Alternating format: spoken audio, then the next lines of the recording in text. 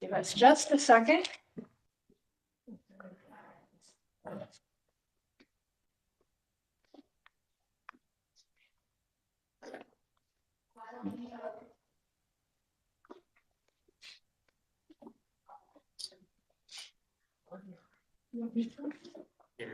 Oh, yes, okay.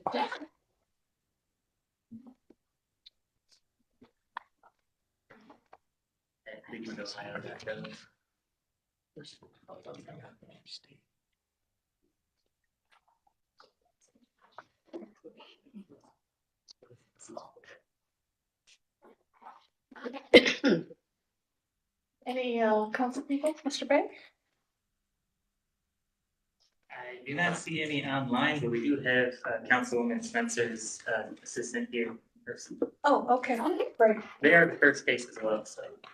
Well, that works out beautifully. Okay. Call to order this Board of Zoning Appeals for Monday, October 21st. We are hybrid, meaning we're both online and in person. So we'll begin with the reading of the preamble by our secretary, Ms. Kukla. Sure, thank you. My name is Liz Kukla. I'm the Secretary of the Board of Zoning Appeals. I'm going to read the preamble for you this morning, this Monday, October 21st. I'm going to read it from there. In compliance with notification requirements of the city's open meeting law and section 101.021 of the codified ordinances of Cleveland, Ohio, 1976, notice of this meeting has been publicly posted. All boards and commissions under the purview of the city planning department conducts its meetings according to Robert's Rules of Order. Actions during the meeting will be taken by voice vote. Abstentions from any vote due to a conflict of interest should be stated for the record prior to the taking of any vote. In order to ensure that everyone participating in the meeting have the opportunity to be heard, we ask that you use the raise hand feature before asking a question or making a comment. The raise hand feature can be found in the participants panel on the desktop and mobile version and activated by clicking the hand icon. Please wait for the chair or facilitator to recognize you and be sure to select unmute and announce yourself before you speak. When finished speaking, please lower your hand by clicking on the raised hand icon again and mute your microphone. We will also be utilizing the chat feature to communicate with participants. The chat feature can be activated by clicking the chat button located on the bottom of the WebEx screen. Please note that call-in users can unmute by using *6. All meeting activity is being recorded via the WebEx platform. These proceedings are also being live streamed via YouTube for public view. We have provided a link to the meeting for those who wish to speak on a particular case via our website and email. All requests to speak on a particular matter have been considered. We've also received emails from those who provided written comment on a particular matter. Back to you, Madam Chair. Great, thank you. Let's go over postponements and withdrawals. Sure. We have 2 postponements this morning. Calendar number 24-152 at 6802 Harvard Avenue. The appellant has requested a postpone due to an issue with the ownership. I believe that it's in the process of being transferred and would just like the record to be straight. So we could do later in November or beginning of December. This would be the second postponement. Right, let's go to early December perhaps. Let me- So that would be.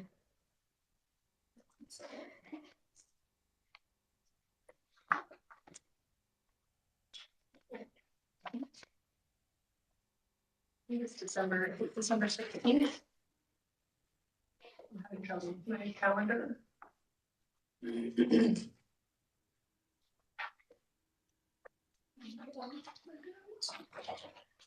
That would be December 16th. Yes. Would you like to do? Yeah, let's do the 16th. I think the 16th sounds perfect. So calendar number 24-152 at 6802 Harvard Avenue is postponed to December 16th. There will be no testimony taken on this case this morning. If you received a written copy of the public notice in the mail, you will receive another copy of that same letter in the mail 10 days before the hearing. The next postponement, Madam Chair, is calendar 21-108 at 6806 Harvard Avenue. TMS Enterprise proposed to change use from multifamily dwelling to use car lot in a D2 multifamily residential district. The request is coming from the appellant in this case to allow time for him to work with the council person in the community. Okay, And we did vote on this, actually. This was, also he stated that this was a conflict because he had another court case, or a court, he had to be in court. So we postponed this to November 4th. okay, So the notices have actually gone out for that public notice already, so the neighbors may have already gotten it. okay. And again, I will announce to everyone here, if there's anybody here for that hearing, no testimony will be taken on that case this morning. And you should be receiving that public notice again very soon in the mail for that November 4th date for 21-108 regarding 6806 Harvard Avenue. Okay, super. And those are the only components that we have, I believe. Xavier, that's correct. There are none that you're aware of, right? Correct. And no withdrawals. No withdrawals. Okay, super. So Madam Chair, we should also announce that we have 4 members this morning. Correct. And this announcement is to the appellants. With 4 members, any motion that is made must be, for it to pass, it must be by unanimous vote. A tied vote, I'm sorry, it has to be at least a 3-to-1. 3-1. Right, it does not have to be unanimous, but it has to be a 3-to-1. So the appellants at this time can request a postponement to a future date when we would have 5 members.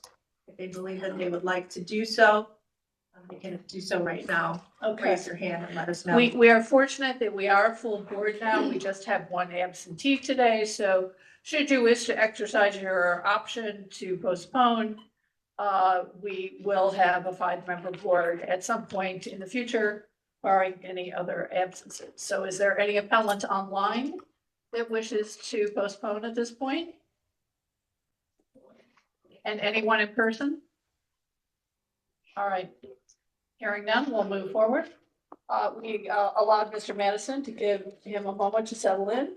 And this is going to be his first reading of our new procedures for the BOSA hearings. Thank you, Madam Chair. For those who are here today and attending online, just take a moment to go over the order of the hearing for today, as well as just our rules that we have in place to facilitate discussion. The description of the case will be read into the record. Any person wishing to speak on the matter will be sworn in. And one of the board members' history of the property will be read into the record, followed by the legal standard, which will be read into the record as well, followed by a project team, which will present their proposal. Board members will have the opportunity to ask questions. Those in favor of the project will have the opportunity to speak.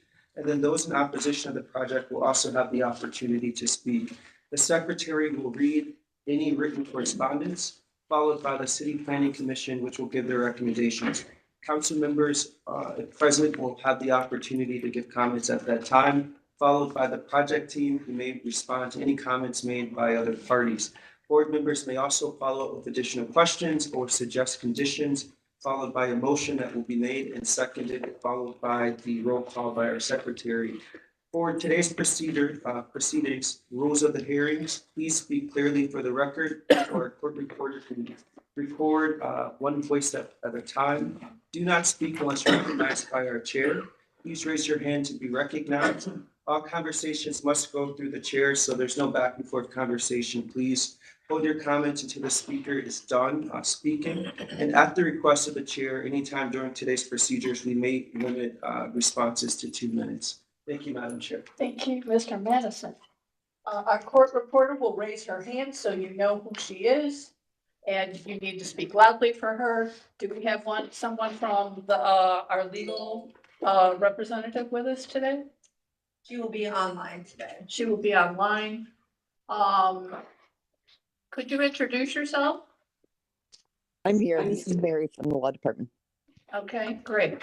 Do we have Ms. Leonard with us today? We do. Ms. Yeah, Leonard? good morning. Shannon Leonard, Chief Zoning Administrator. Okay. Ms. Kukla, just for the record, do you want to introduce yourself? I'm Ms. Kukla, the Secretary of the Board of Zoning. And Mr. Bay? Hi, my name's Xavier Bay. I'm with the City Planning Department. Super. We'll call the roll. Ms. Roca?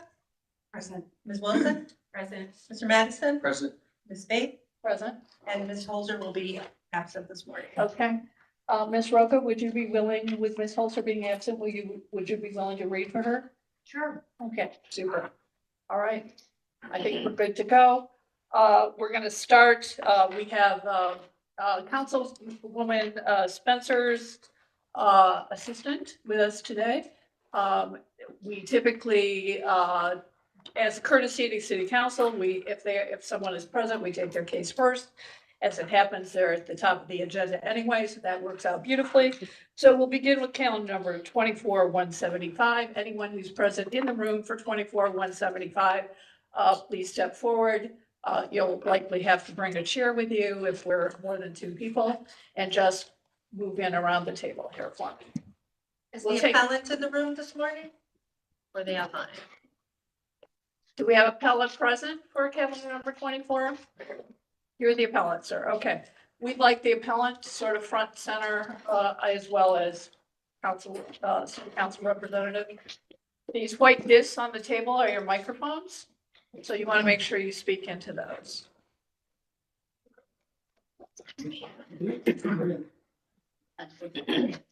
All right, with the reading calendar number 24-175 at 11006 Edgewater Drive. Michael Houdini, owner, proposes to install a 6-foot tall fence in an AA1 limited 1 family residential district. The owner appeals from relief from the strict application of the Cleveland codified ordinances as stated in the agenda. Back to you, Madam Chair. Great, thank you. I think actually goes to Ms. Wilson. Oh, They- go ahead and swear in all who are present with this matter. Do you swear or affirm that the testimony you are about to give is the whole truth and nothing but the truth? You raise your right hand, reply with I do, state your name, spell your name, and give your address. I'll start with you. Heather Lazar, Lazar. I am the Ward 15 neighborhood advocate under Councilmember Jenny Spencer. I do. Thank you so much. I also should disclose that I am a resident on Edgewater as well. Okay. Perfect. Thank you so much. Dominic Gangale, DOMENIC, GANGALE. Address is 7027 Kingscote Park, Independence, Ohio. I'm sorry, sir. Could you spell your last name for me again, please? GANGALE. Super, thank you. J Kivett, JKEKIBETT, 6782 Bearsford Avenue, Ormond Heights. I do. Thank you. Rerco, RERKO, 10902 Edgewater Drive. I do. Thank you. Patricia Saylor, 109. SAYLER. And did I hear you say I do? Yeah, I do. Perfect. Perfect. Patricia Poole. 11503 Harborview Drive. I'm here on behalf of the Edgewater North Homeowners Association. Can you spell your name for us? PATRICIAPOOLE. Got it. Anyone else in the room wishing to speak in this matter?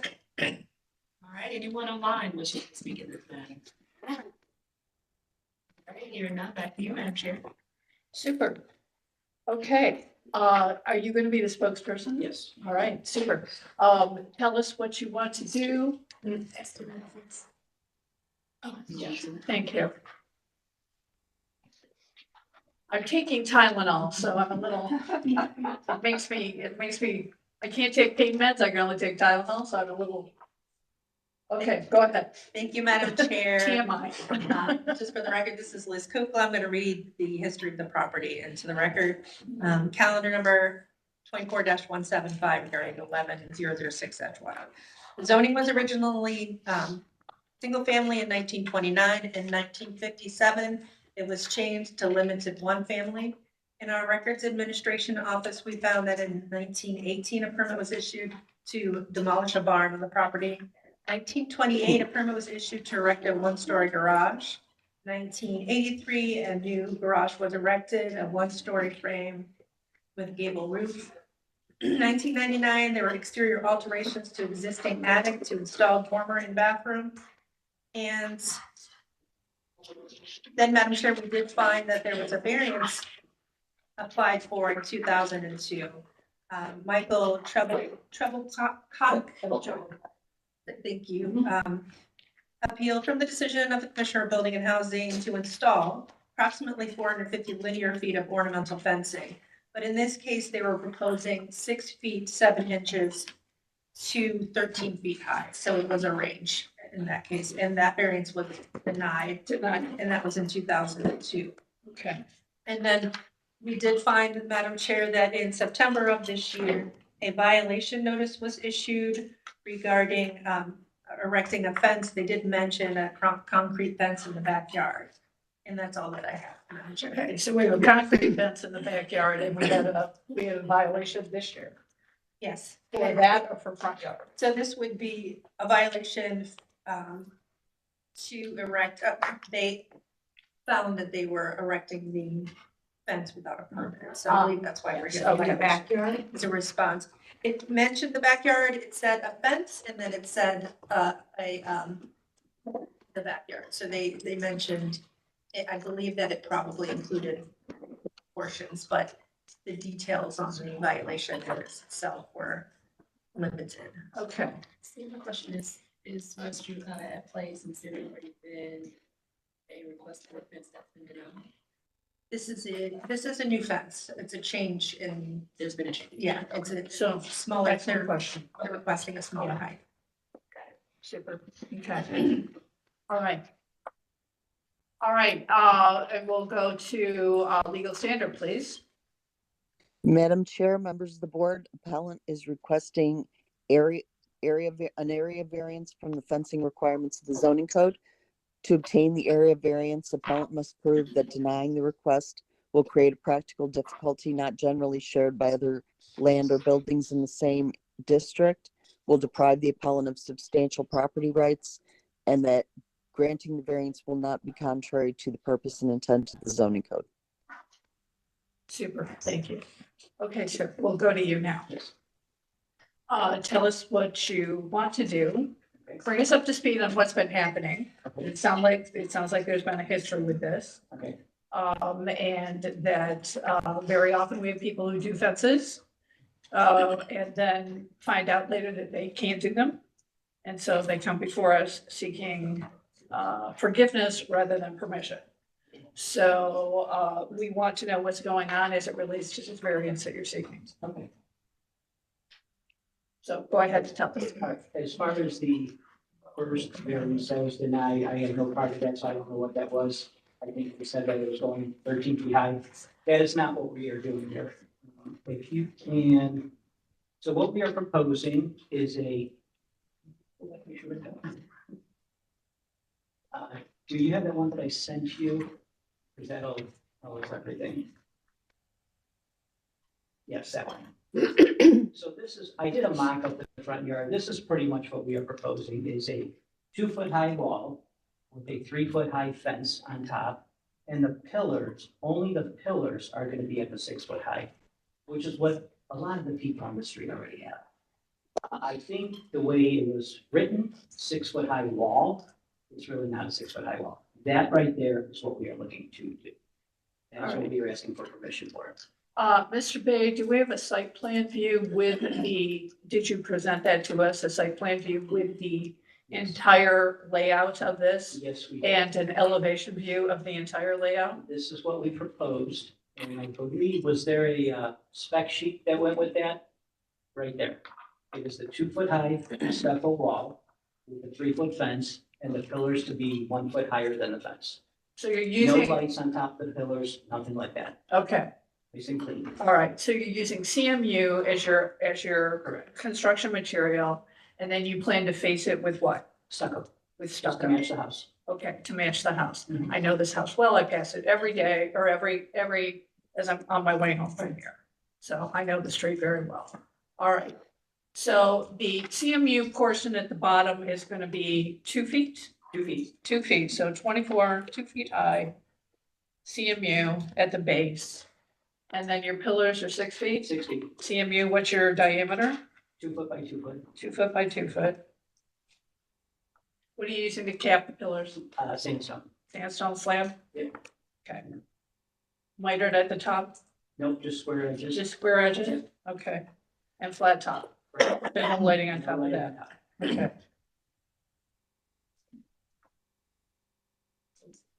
And then 3 foot ornamental, is it aluminum, powder coated aluminum, or are you using wrought iron? I believe it's gonna be wrought iron. It's gonna be wrought We iron, haven't really decided that. okay.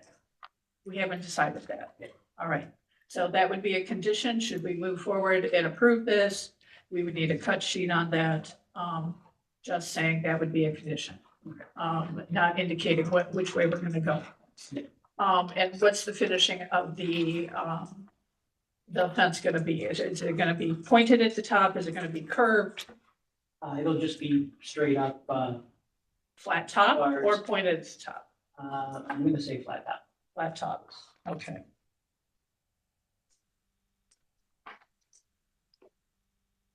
And how many pillars are there? There are, can we go back to that picture? I have it on the scale. So there are 1, 2, 3, 4, 5, 6, 7, 8, 10 along the sidewalk, and there's a couple, 2 down the side.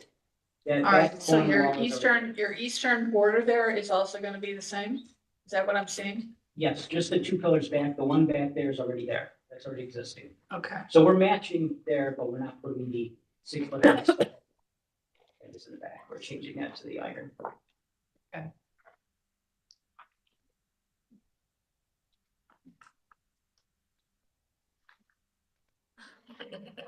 Okay. Sir, do you have, Jake, do you have Yes. anything to add? I see you are in the same logo Yeah, shirt, so I'm guessing you're part of the project team. yeah, more so just taking notes for him. Okay, He's not. all right, you're the support guy, you're the wingman. Okay, great. All right, ladies, we'll go to you. Under Rarico. Live with my mother, she's a homeowner, we live 2 doors down. Which way? 10902, so yeah, east. East, 2 houses to the east of this, on the same side of the street. Yes, yes. Okay, lovely. One of the things they mentioned, first of all, is the pillars in the neighborhood. Most of them are old from the estates when they were built before they were, Yes, yeah, so this is all brand new. right. And so it's a whole different time and live there. Now, I've got a lot of questions, it doesn't look like a fence to me for starting, it looks like a wall. When you're putting huge pillars, I hear there's a foundation under all this. Yeah, you need it to support the center. Yes, when you put a foundation on that part of the structure, and what is that setback for something with a foundation? It looks to me like it's not within the setback of the house. When you add a foundation, isn't that part of the structure then? Well, it's, I'm just saying, that just asking a right, question. right. And then you have to be behind the, Okay, good and you question. get a variance to put something with a foundation that close to site, that within the. Okay, all right. We don't do back and forth conversation here, okay? Mr. Madison explained that to everyone. Mr. Bay, we're gonna go to you for the question. What would be the setback for this from the sidewalk? Yeah, I'd actually defer to Shannon Leonard. Okay, Ms. Leonard? Yeah, sidewalks fences are permitted in the front yard setback. If they're taller than 4 feet, they need and 50% open. So here they are proposing a wall with a fence on top of the wall.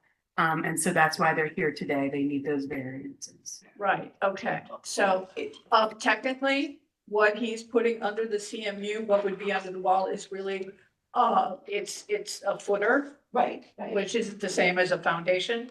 It is what you would put, like if someone were putting in a patio. Right, that's why I'm asking. Right, And that right, has to be exactly, within- It has to be right. within the setback. Right. So, Ms. Leonard, do you want to clarify that for her? Yeah, so what she's referring to is the front yard setback and if you're in the front, in front of the front yard setback. So the setback on this street is probably about 30 to 40 feet, right? For a typical house for your main use. But a fence is a permitted encroachment, meaning you can be within that 30 to 40 feet in front of the house, but you can't be taller than 4 feet and 50% open. In this case, they're proposing I believe, 6 foot tall, with 2 feet or 3 feet of wall, so that's CMU stucco with a fence on top of it. And so that is why they're here today, to seek the variances from this Board of Zoning Appeals. Okay, all right. So Does that make it clear? I understand what you're saying. Yeah, But I guess it doesn't look like a fence to me. It looks like a wall. And especially with these tall pillars, you're gonna have a wall with a little bit of fence in between.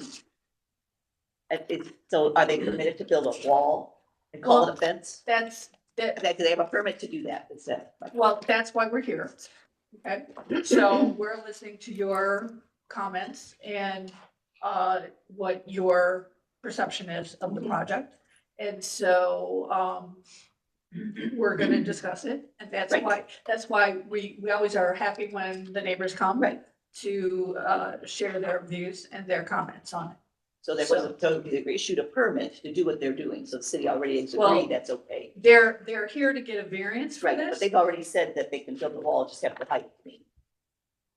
No, we haven't. No. voted on this They yet. don't have a permit then. No, they have to clear us before they can get a permit. But it's built.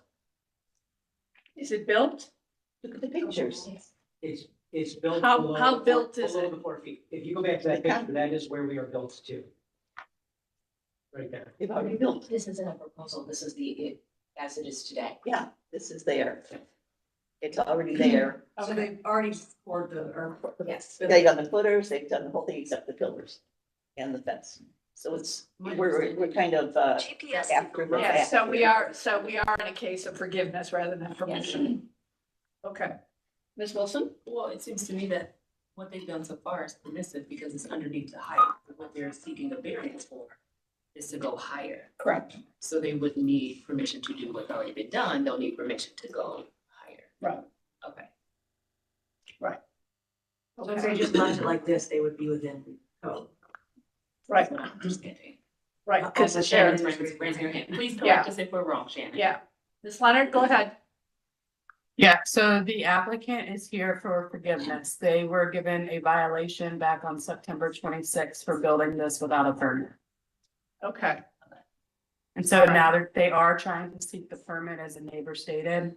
And to seek that permit, they need a variance from you all.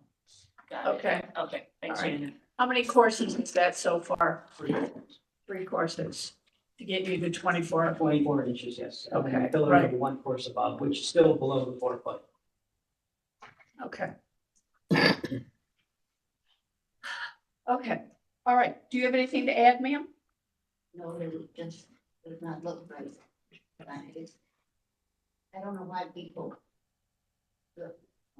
buy in our neighborhood and then either tear the house down or build something else that doesn't go with the house.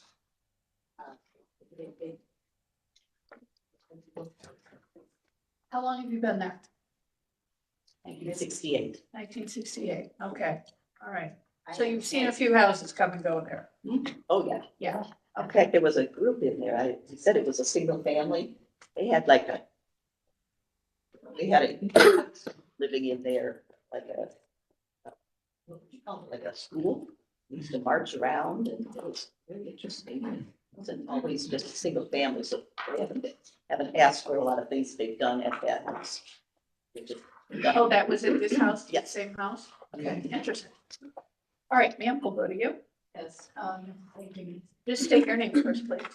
Patricia Poole, Thank you. and I'm with the homeowners board. Okay, And I'm the zoning committee chair. I'm really the zoning committee. So if there's an issue, someone has a question.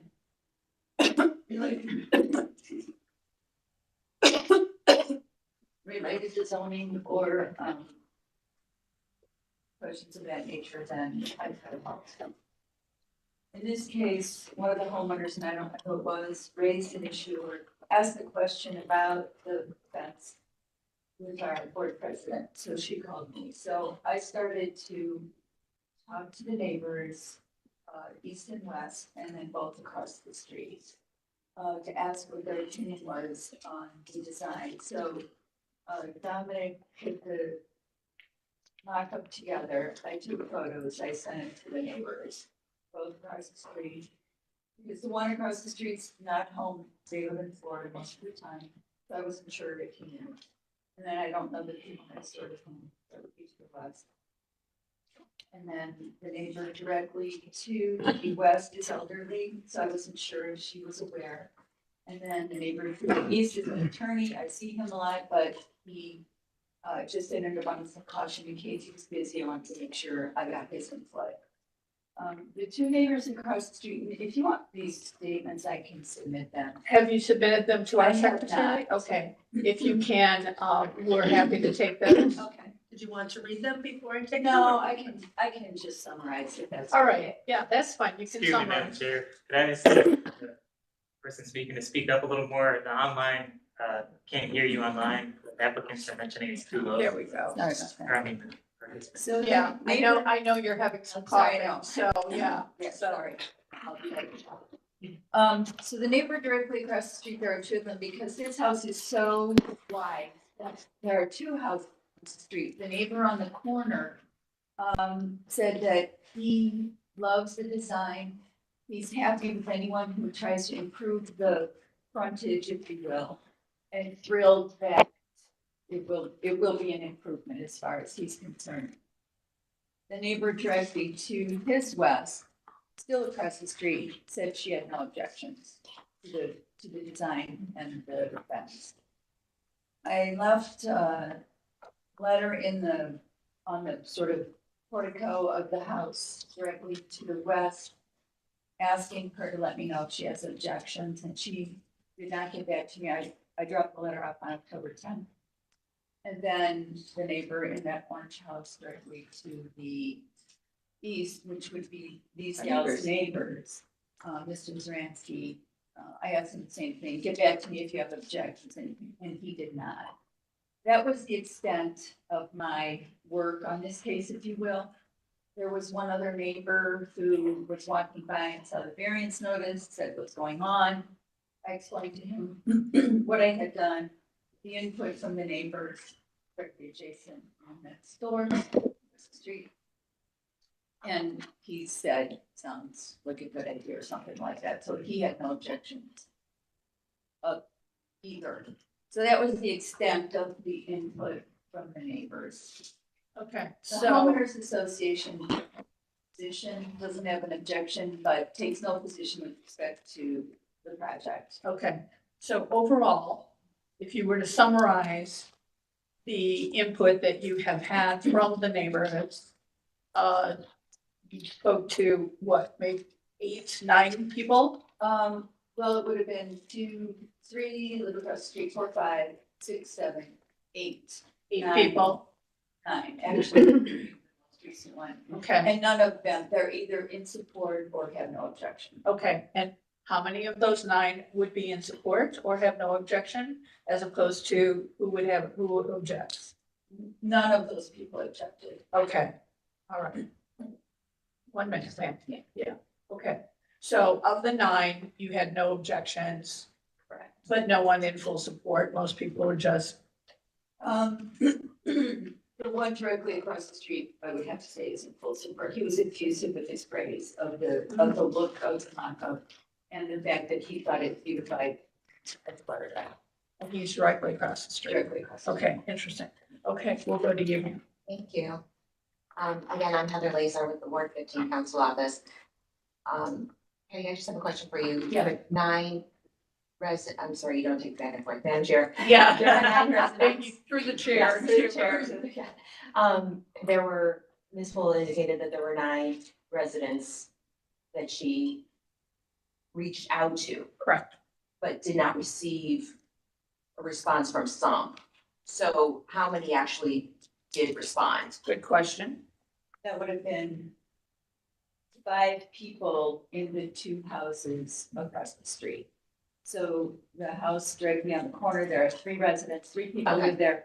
and next door to them, 2 people live there. That was my question, Madam Chair. Okay, It was based on households or based on the number of people in the household. Right, Yeah, it sounds like it's based on the number of people in the home, not the number of homes. Okay, correct. I would also just like to make sure, Madam Chair, that the board did receive a letter from a neighbor who is 2 houses west of the one that you reached out to across the street.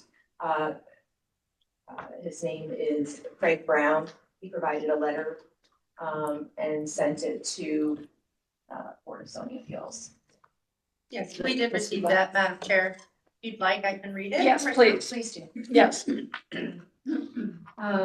name is Craig Brown. He lives with his wife at 11021 Edgewater Drive. He states that I've lived at this address since about 1991. I will be out of the country during the zoning appeals meeting, so I'm contacting you via email. I'm a landscape architect and have been director of the site development and civil engineering for HWH Architects, Engineering and Planners, Inc. Our office is downtown Cleveland at 600 Superior Avenue, and I serve on the City of Cleveland Design Review Committee for about 25 years. My professional projects have been located in 24 to 30 states nationally. We do not approve of the variance of a 6-foot high fence as requested. The Cleveland Fence Code is fairly standard for front yards within a residential district and seems to be the normal application in the Edgewater neighborhood. However, there are some exceptions, most notably the property adjacent to the west of the 11006 residence.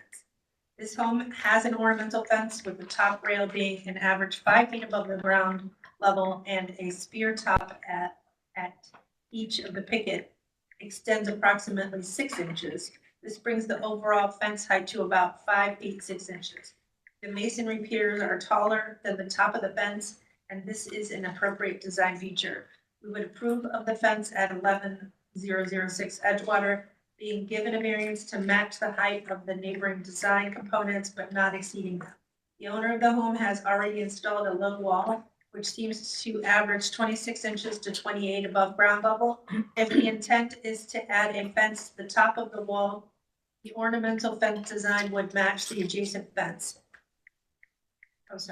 The ornamental fence component would need to be 32 inches to the top rail with a 6-inch spike added if requested by the applicant. That design would match the adjacent fence. In his opinion, granting a variance for a higher wall fence system would be inappropriate. This viewpoint seems to be consistent with the neighbors we have spoken to. We expect that they will also contact the zoning board. They are truly yours, Craig Brown. What were the dimensions of that fence that he was citing?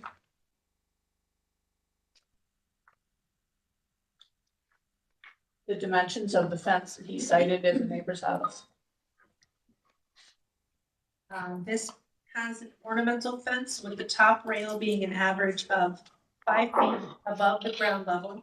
And the spear at top of each picket extends approximately 6 inches. This brings the overall height of the fence to about 5 feet 6 inches. The masonry piers are taller than the top of the fence, and this is an appropriate design feature. The owner has installed a wall. If the intent, okay, so he is just proposing if the intent is to add a fence to the top of the wall.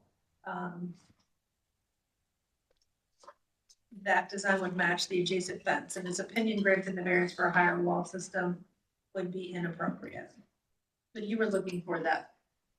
description Right, you gave me what I regarding needed. this. Yeah, spear. perfect, yeah. Thank you.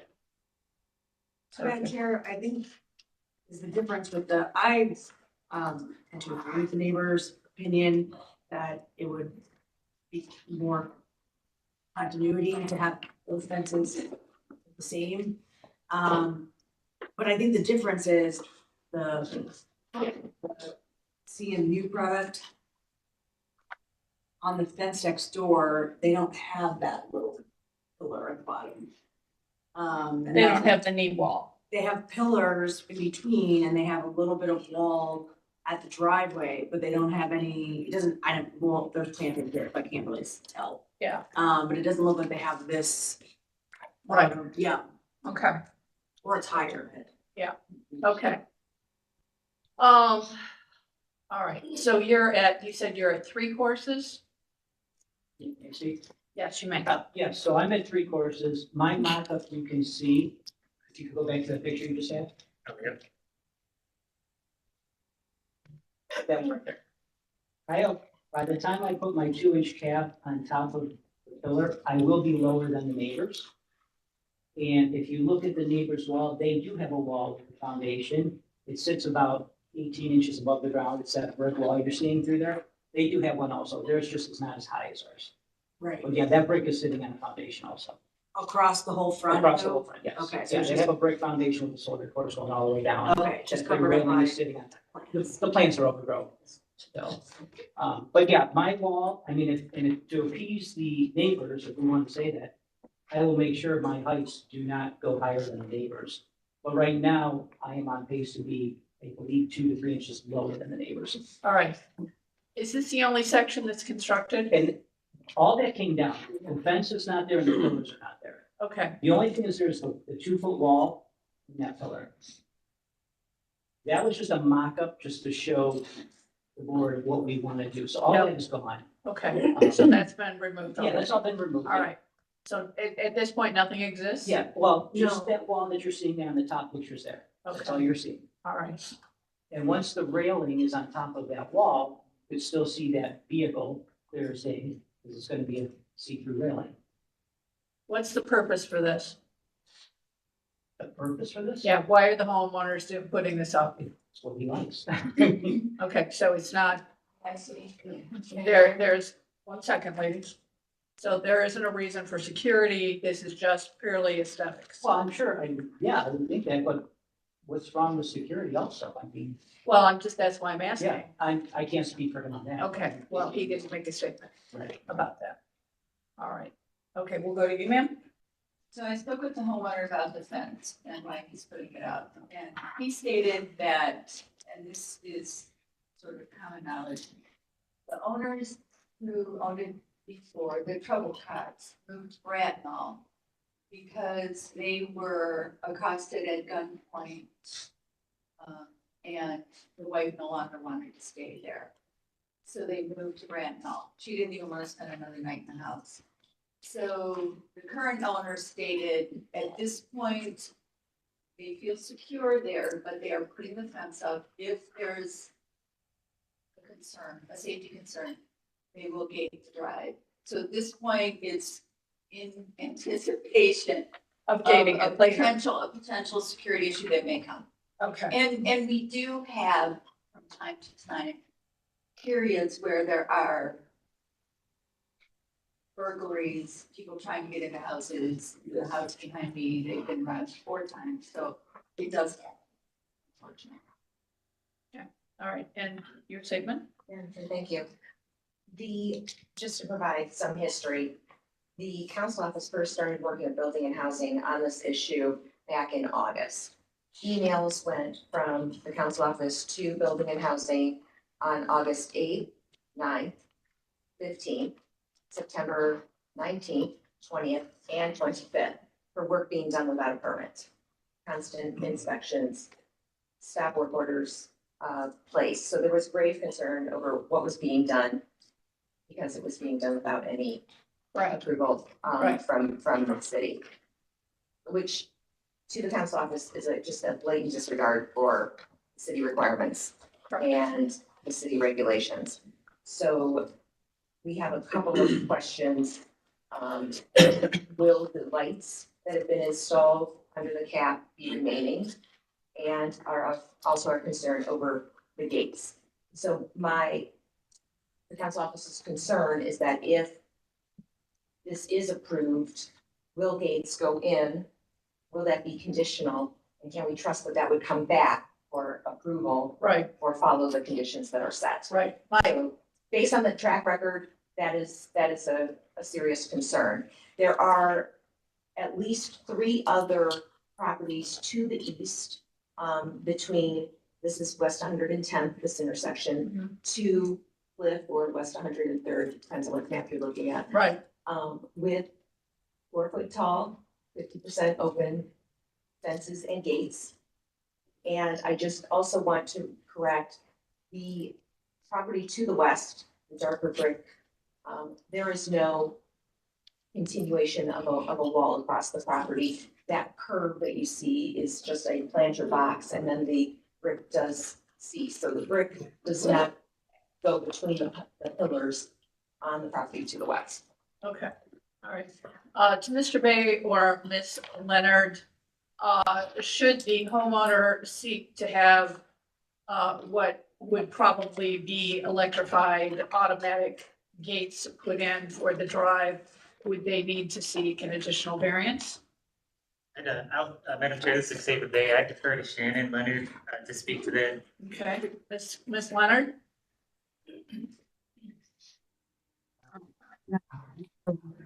Why, we don't have any regulations around that in the zoning code other than it being part of the fence. In the You're- proposal here. Can you You're hear a me? little bit- You're a little bit garbled. Can you hear me start now? over? Much better, thank you. Yeah, I don't have the plans in front of me for this proposed fence slash wall here. But it would have, should have been included if they wanted to do a gate.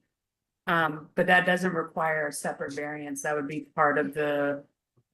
Typically, it's part of a fence or proposal. If they are asking for a security gate. They would need a permit, yes. They would be- So should we approve this variance in some fashion, then they would be able to pull a permit and construct it. And then they would not need to return to BOZA for a variance for the gates. They would just need to obtain permit for the gates, even though they would be probably electrified and automatic. Is that correct? As long I mean, as yeah, they- we don't. The long zoning as code it- doesn't regulate whether it's electrical or not. And just to clarify, if they are approved at the Board of Zoning Appeals for the fence and wall, they will then get a building code review and need to pass the Ohio Building Code before they're given a permit. Right. In terms of the electrical gate, they would submit a permit for that, and then that would also go through a building code review to make sure they meet the electrical portions of the building code for the state of Ohio. Right, okay. And you stated that there aren't gonna be lights on top of the pillar. Are you planning on just doing landscape lighting to highlight the wall? It is, low voltage, under cap lighting. Under cap, Yeah, so just, it's so underneath. it's gonna be just a down, little it's gonna be down lighting Down under the, lighting, correct. so it And illuminates it's the all face of the stucco. Okay, rather than uplighting from the ground in the landscaping. Okay, all right, ladies, go ahead, ma'am. The lighting's already in. Okay, It's already there. So is that They've part already of the done all building that. code that was referenced by? Ms. Leonard, the lighting is already in, so it's low voltage. To the chair, to the neighbors. So the applicant has 4 building code violations. So they have a variety of permits in for whether that's the driveway, whether that's the fence slash wall, whether that's the electrical lighting. There's several violations that they're in City Hall with city permits to address those issues. So those things are already, we haven't seen anything in zoning as it relates to the lighting itself, but that's not to say that, one of our residential plans examiners hasn't seen those applications coming forward. So I do know that they have about 3 applications in, and the developer and the construction company has several permits in as well. So, but as it relates to today's hearing, it's specifically about this fence and this wall. And that's the violation. I can give you the violation notice that they're addressing by this application. Okay, give us that.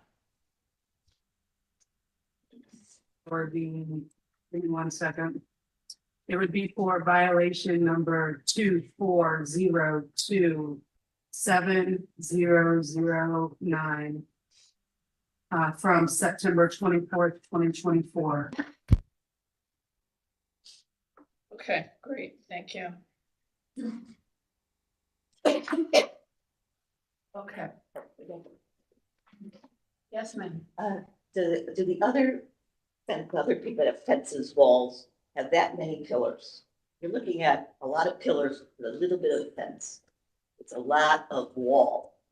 I mean, I'm assuming, right, with Good all those question. squares Okay. are gonna be those 6 foot tall pillars, correct? Okay, Yes. And then a little bit of fence inside. Is that the way Columbo's house is also? all right. No, Back and I'm sorry, forth. Is that because they're mentioning Please, that? yes, I Columbo's know. house? I'll let you ask your questions, but we're not gonna do back and forth. So tell me what the span is between, It's right there, 46 feet, so we have from the left, you have almost 15 and a half feet between the span. Then you have roughly 25 feet between the span on the other one and 19 feet on the other. If we go back to the other picture, I believe Columbo's are closer. I don't want to sit here and pick on the neighbors. I don't want to yeah, do that. no, we're not I'm gonna not here play to- that game. What I wanna know is what, on center to on center, pillar to pillar, what's your span? Can we go back to the other picture? Because it said right there, I was just reading it. I believe it's, if we're starting at the driveway going right, it's 23 feet between the two. No, I just want on center, pillar to pillar, what's your span in between pillars? 25 feet on one wall and 19. 19 on the other. Okay, so we've got 25 feet of a span between pillar to pillar, and 19 is, Yes. is that what it is? Yeah. So with 19 foot of fence between the two pillars. Okay, all right. Okay, would you be amenable to, altering your knee wall height? And your fencing height? Thank you, helpful.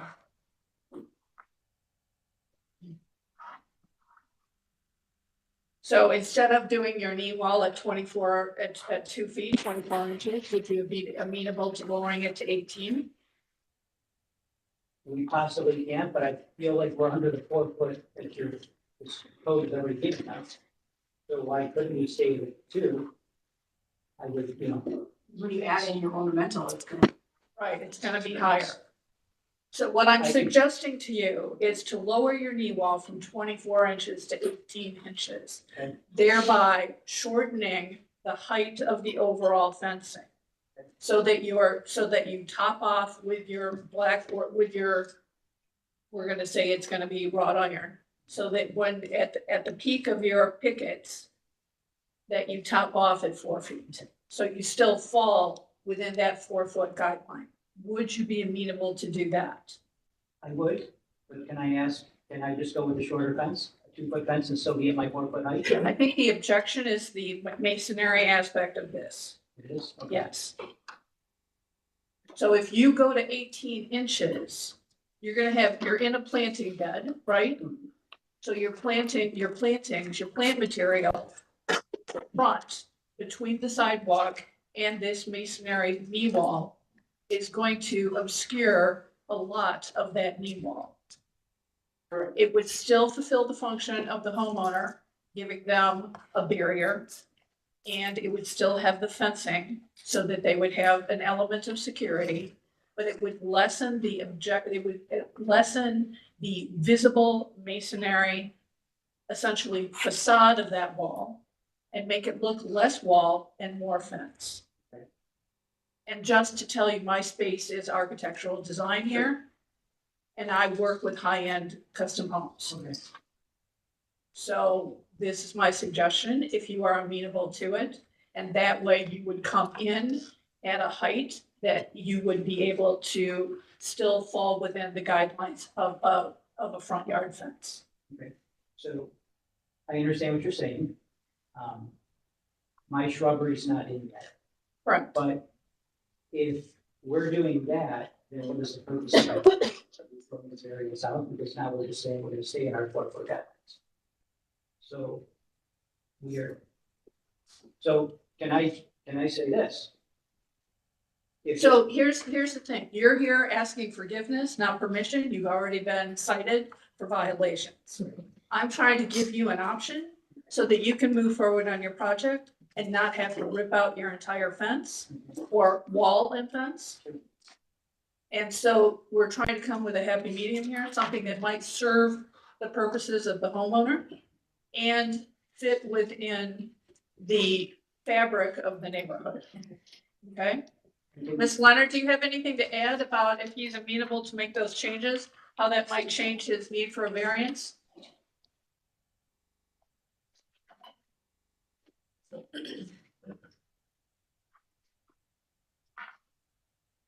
Did we lose her? She's still online. This is Xavier Bay. Shannon, you are on mute if you're not aware. If you're trying to speak, you should unmute.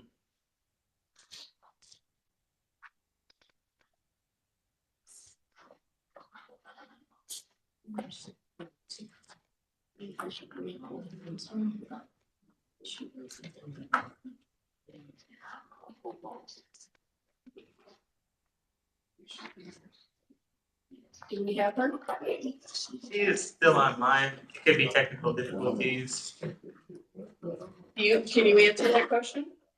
From my understanding, if any portion of the fence is over 4 feet, they require variance. Okay. That being said, the pillars, I guess the question would be the pillars, would they still be? The over? pillars would have to be lowered as well. Yeah, I mean, if they, Because by the time the masonry aspects of this are capped off, and I would definitely suggest, just from a construction aspect, they need to use a mitered cap on those pillars. So 4-way mitered cap, just for, because of rain and ice.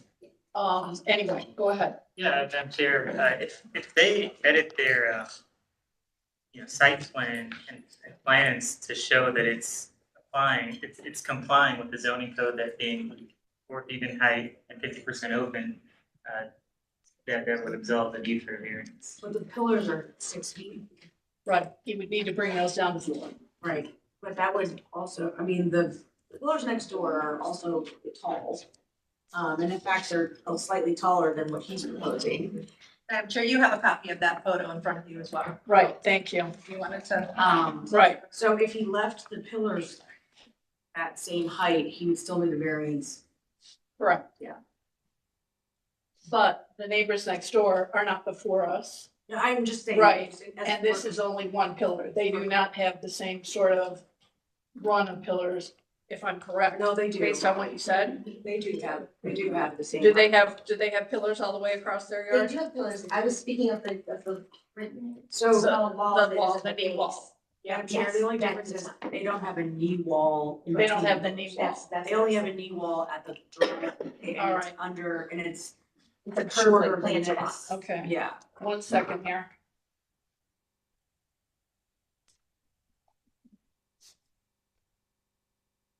We should remind everyone that we need one voice at a time so that we can have a clear record.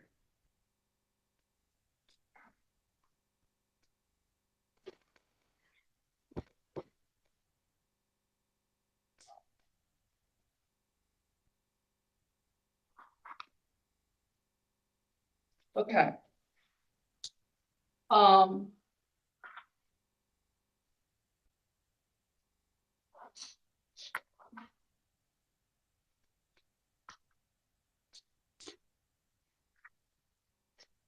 Are you inclined to let them have the pillar at the 6-foot height and do it that way?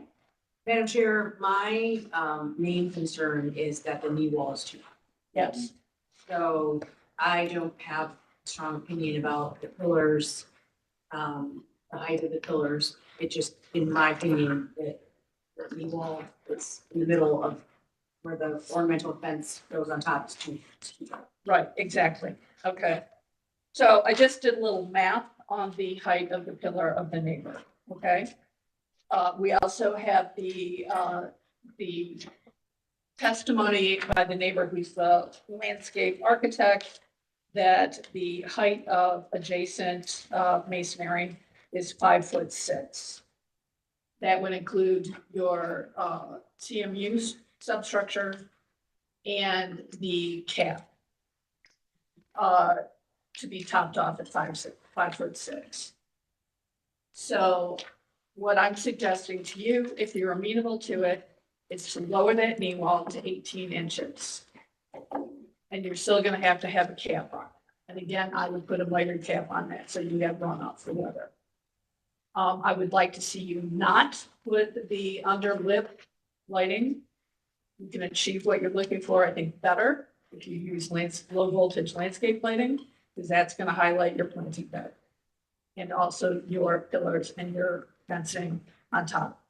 And then I'd like to see you use your wrought iron ornamental fencing on top, that your runs would top off at 4 feet.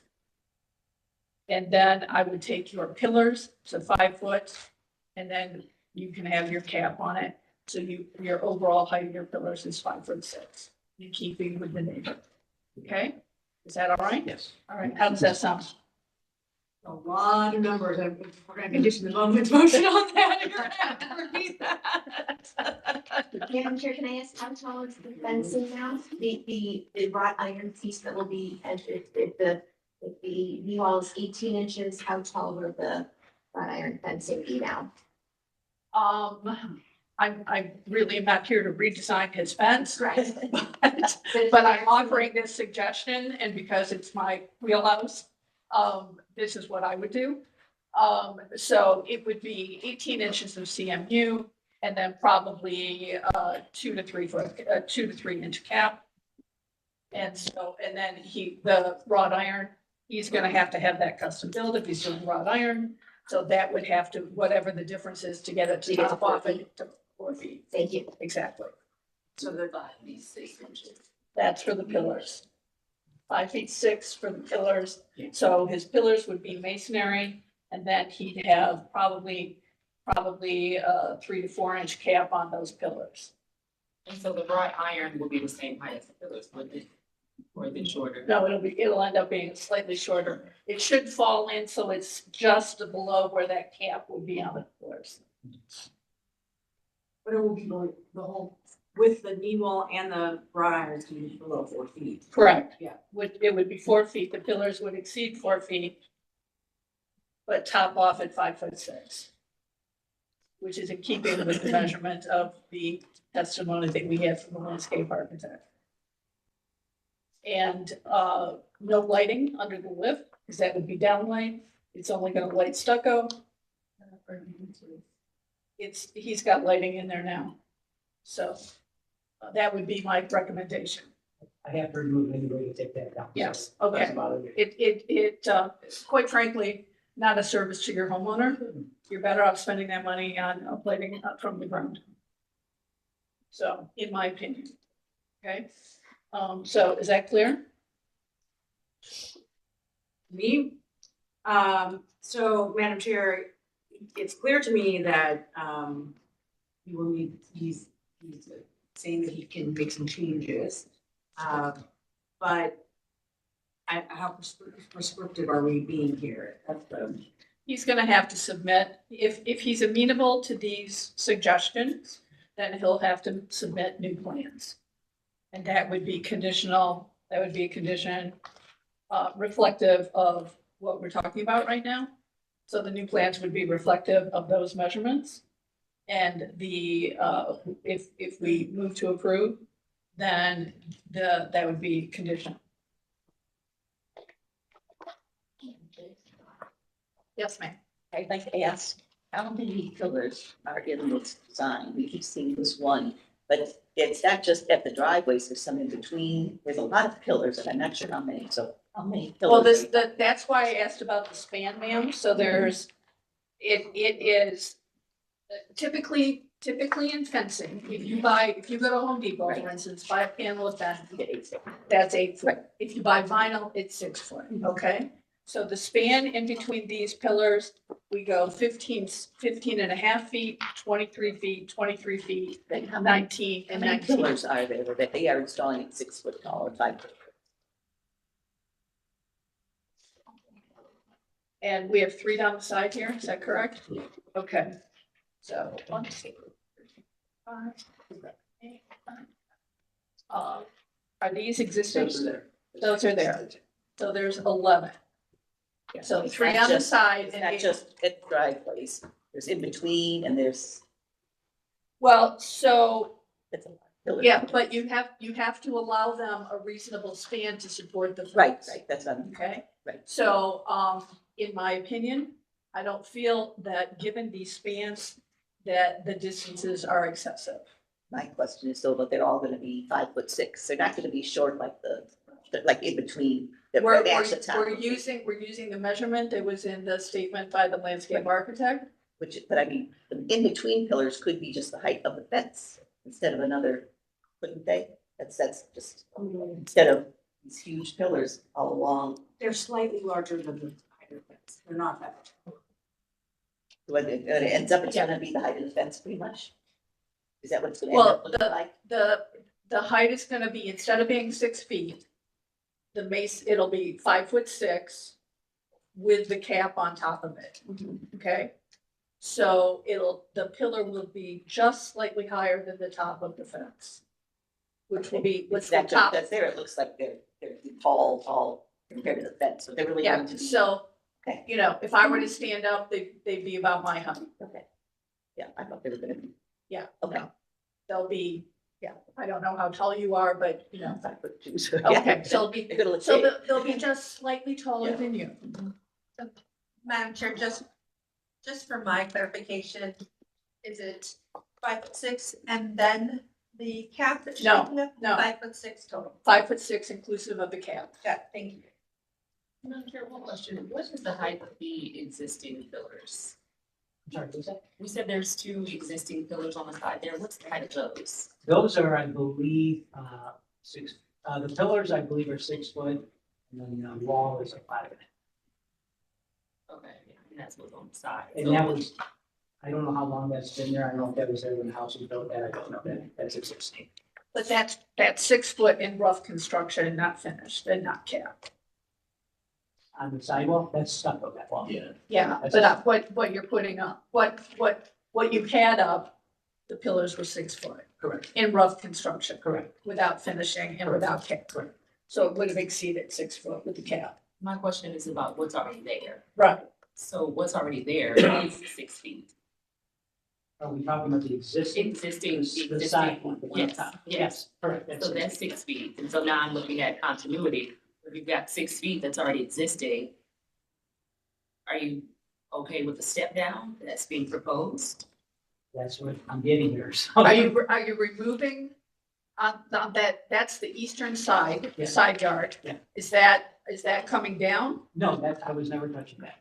Okay. That's already, it looks like it's been there for a while. Yeah, there's nothing. Okay. Madam Chair, there's also a slight grade, so it does, and it's away from the sidewalk, it's not as visible and high profile as what is happening on the sidewalk. There's a pretty significant grade change. Yeah. Is there? Yeah. The topo changes on that east boundary? That portion of the fence, it looks like it's on a little bit of a hill. And then it slopes down to the front. Okay.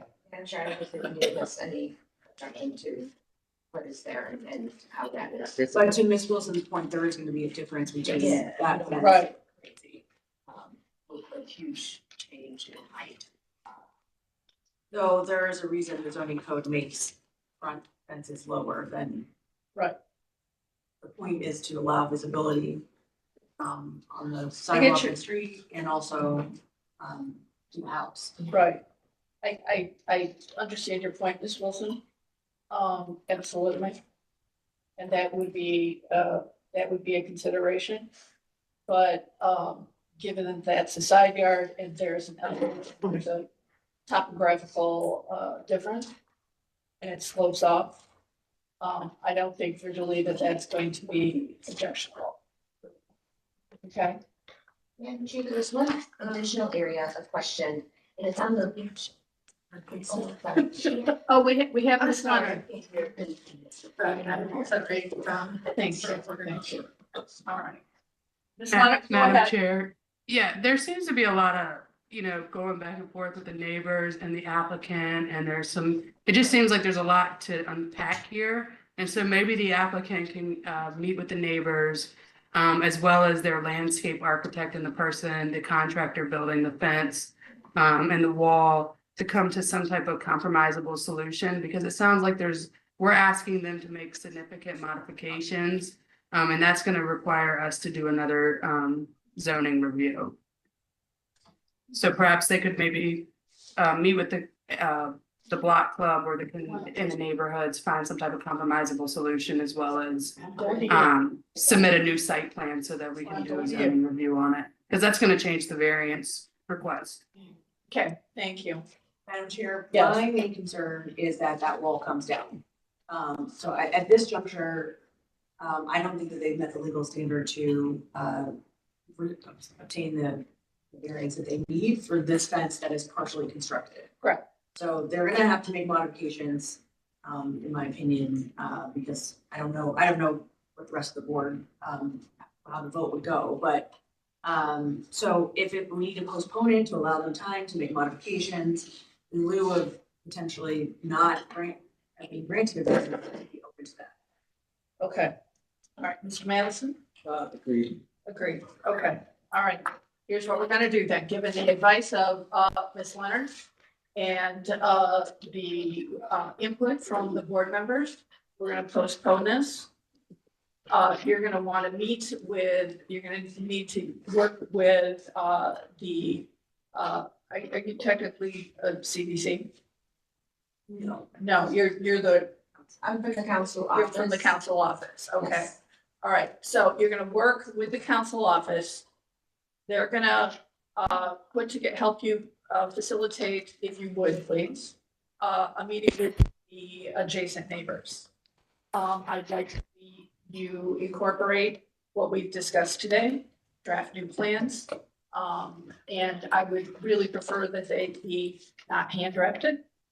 I think you would be well served doing a more professional presentation for the neighbors with some elevation drawings.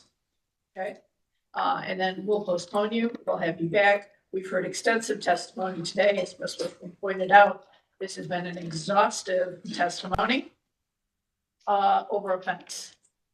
Okay, so we'll have you back.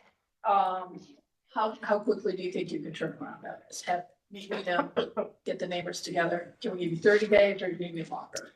Is Mr. Denny down? Yes. He's not. Okay, You'll have to zoom him in. Right, we'll make those arrangements. We have 2 weeks. We usually go 4, but if you could do That's it in even 2, better, that's super. okay. All right, Yes, we'll be in communication. okay, great. All right. Madam Chair, it looks like Ellen had a question. We just gotta recap on those measurements, just last time, 5, 6, copy. Yeah, take your knee wall to 18 inches. I suggest you use a mitered cap. Your pillars then, and then you can put your decorative ornamental fence on top of that to top off at 4 feet. Your pillars will go to 5, 6, and that's inclusive of the cap. And again, I'd use a 4-way mitered cap on that. That would be my suggestion. Just to recap. Yes. Ms. Rocha, is that what you said? What you suggested is we speak with the immediate neighbors and come to an agreement on our rights. Right? Through the chair, so what the Board of Zoning Appeals are asking you to do, we're postponing your case. We're not gonna take a vote today, because your variance might not be granted if we voted. Or it could, I don't know. I don't know what the other members will do. But what we've collectively decided as a board is postponing your case, allowing you time to meet with the council person and the neighbors to work out dimensions for the fence that are lower in height for the knee wall and more in line with the suggestions that you've heard today. This meeting is being recorded, so you can go back and watch this painful, painfully long case. Discussion of your fence. But it will provide you an opportunity to listen to the heights that the chair suggested and to talk amongst yourselves at a meeting with your owner to come to a resolution that is going to be more acceptable to everyone involved. And then once you have changed those dimensions, you'll be back before us in, it sounds like 30 days. And then we'll be, I don't know what variances you'll need at that time, if any at all. I think you still will need variances, and then we'll, meet again to discuss those. Okay, is that clear? do you have each other's contact information? We will definitely get that on Okay, the app. there's- I will there's work a- with Ms. Poole. Okay, there's a table and chairs outside, just down the hall, you can stop there and, have a little meeting before you leave. Ms. Kukla, November 25th. super. All right, calendar number 24-175 is postponed to November 25th. Pending meeting with, the ward, council person. Ms. Roca, is your question, that is the week of Thanksgiving. I just wanted to make sure that I would be here, but I will be here. Okay, super. All right, okay. We always like to make sure we have, So we get Thanksgiving, so. yeah, okay, super. Okay, so you'll have a meeting with the community. Prior to that, I strongly suggest you do, professional drawings, professional elevations, so everyone that you're presenting to is clear. You'll come back to us. You can submit that slide deck to our office, and it'll be part of your presentation when you come back, okay? Let's step it up a notch professionalism wise, okay? And, I would like to see those, you know, if you're amenable to those with your homeowner, reflective of the changes. This may turn out in your favor because you may still need a variance, but it will be, I suspect, much easier for you to get this process through. Okay? Thank you for spending your time with us. Everyone, thank you for coming, and then we'll move on. Okay? Thank you. All right. Yeah, Madam Chair, we do have Councilman Star present. I noticed, I didn't miss him this time. Okay. All right, again, as a courtesy to council members, when they are present, we move their cases to the forefront of the agenda, so we'll move on to calendar number 24-089. Ms. Roca will read for us today, thank you. Thank you, Madam Chair. I'm reading in calendar number 24-089 at 4843 Windmill Avenue. Shelter the People Cleveland owner proposes to establish use as a church, nonprofit charitable offices and assembly space in a B1 two-family residential district. The owner appeals for relief from the strict application of the Cleveland Codified Ordinances as stated in the agenda. I will now pass it over to Ms. Wilson for the oath. Thank you so much. I will go ahead and swear in everyone present for this matter. Is there anyone in the room present for this? Come forward to the table. Okay, everyone who's here, council person, that includes you, are you here for this too? There were all the people that are here for public comment. Yep, I'm part of yep, okay, everybody up.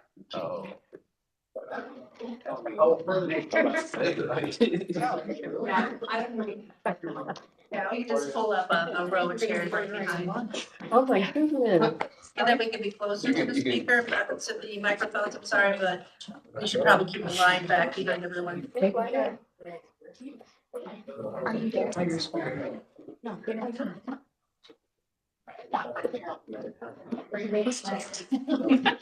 Might as well go on the first row.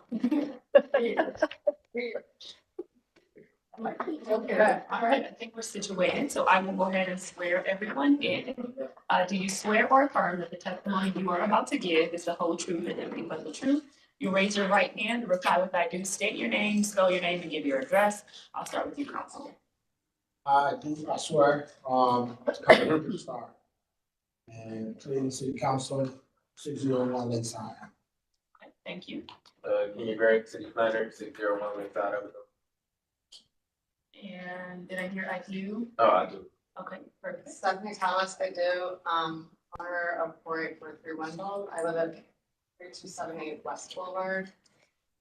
I'm sorry, could we get your name again? Stephanie Thomas, THOMAS, and I'm the architect and the owner of the building. Thank you, Ms. Thomas. Thank you. I'll move to your next. Timothy Leslie, I do. Address 3278 West Boulevard. And can you spell your name for us? Leslie. I do. Okay. And I will be next. To Samantha Friesnick, APRIESNIG, 3278 West Boulevard. Okay. And I'll go to you next in the blue shirt. You're next. Victoria Wagner, 4717 Lester Avenue. And I'll have you spell your name, please. WAGNER. Okay. And what go to you next? Sandra Fruits, FRUITS, Sandra Okay, and say your last name again. Fruits, FRUITS, Okay, and give us the address and. 4827 Wendell Avenue. Okay, and do you swear or affirm to tell the truth? Okay, I'll go to you next. Do, Feliciano Ayers, stay at 4717 Lester Avenue. Okay, thank you. Hi, Susan Gordon. I work at Slavic Village Development, the Development Corporation. And this Okay, thank you. And Cherie West, 1541 East 191st Street, Ohio, 44117. And can you spell your name for us? SHERI. Sorry, can you speak up, please? SHERIWEST. Super. Okay, I'll go to you next. I do. And Kelly Augenbaugh, AUGHENBAUGH. My address is 1553 Spring Garden Ave, Lakewood. Okay, thank you. And I'll go to you next. No. Are you speaking in this You're a matter? supporter. I'm a supporter. You're not speaking in I this am matter? not speaking. Okay, are you speaking in this I'm a matter? supporter also. Not speaking in this matter, are you speaking? Separate bit. All right, so we have sworn everyone in the room. Is there anyone online wishing to speak in this matter? I do see a few hands up. Okay, I don't see the hands. Sorry, it You looks like like the person to. No, okay, yeah, there's a Nozomi. Yes, that's me. Okay. There you are. Can I have you go ahead and swear in? I do, and my address is 450 St. Nicholas Avenue, apartment 5C, New York. I'm a former Cleveland resident, and I am familiar with the project. Okay, we'll have you speak a little bit louder. Can you say your name and spell your name and then state whether you swear to tell the truth? My full legal name is Cynthia Nozomi Ikuda. I go by Nozomi Ikuda. I do, and I live at 450 St. Nicholas Avenue in New York, New York, 10027. I'm a former Cleveland resident, and that's how I became familiar with this project. And Cynthia, I don't think I heard you spell your name for the benefit of our court reporter, please. First name is Cynthia, Cynthia. My preferred name is my middle name, Nozomi, Nozomi. Last name, Ikuta. Okay, thank you so much. Anyone else online wishing to speak in this matter?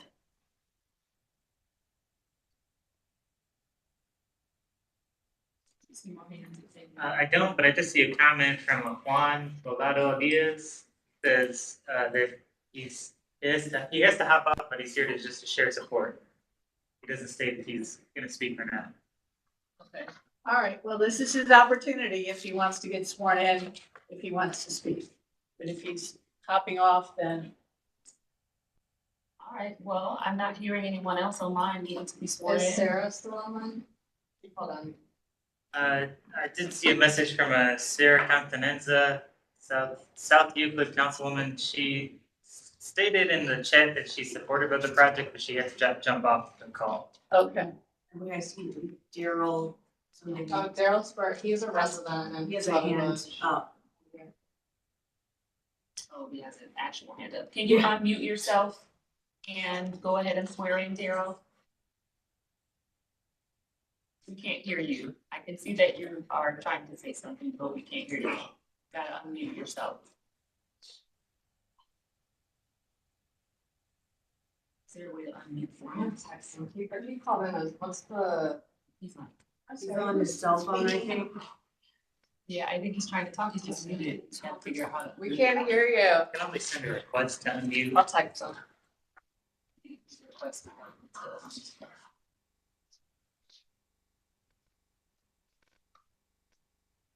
All right, I think All right. once he comes back, we can swear him in. Yeah, we're gonna move on, okay, for the sake of time. Okay. Super. Take history of the property, Ms. Cooper. Thank you, Madam Chair. There's been no change in the zoning since 1929. In our records administration office, we found that in 1902, there was an addition made to a sixth ref church. I'm not sure what the whole name is on that. In 1976, a permit was issued to cover sides with aluminum siding. 1957, there was a permit issued to demolish a single-family dwelling. Also in 1957, there were interior alterations for bathrooms on the first floor. And then, Madam Chair, you may remember there was one variance on file in calendar number 24-028. This same applicant proposed to establish use as church and overnight habitation in a B12 family residential district. However, you may also remember that that case was withdrawn. Correct.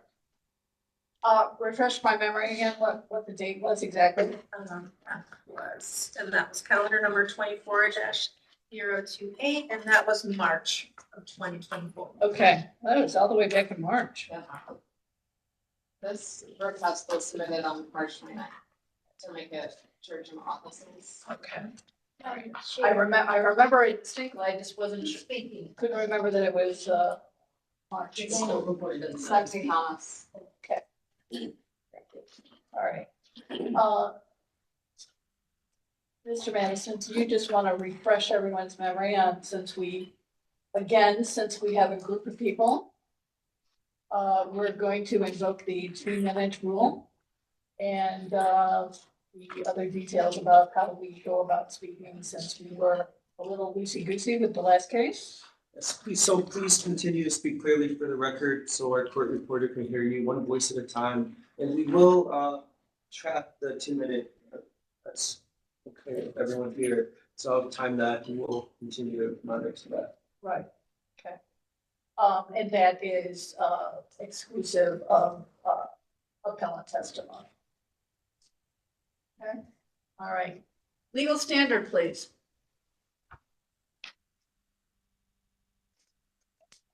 Madam Chair, members.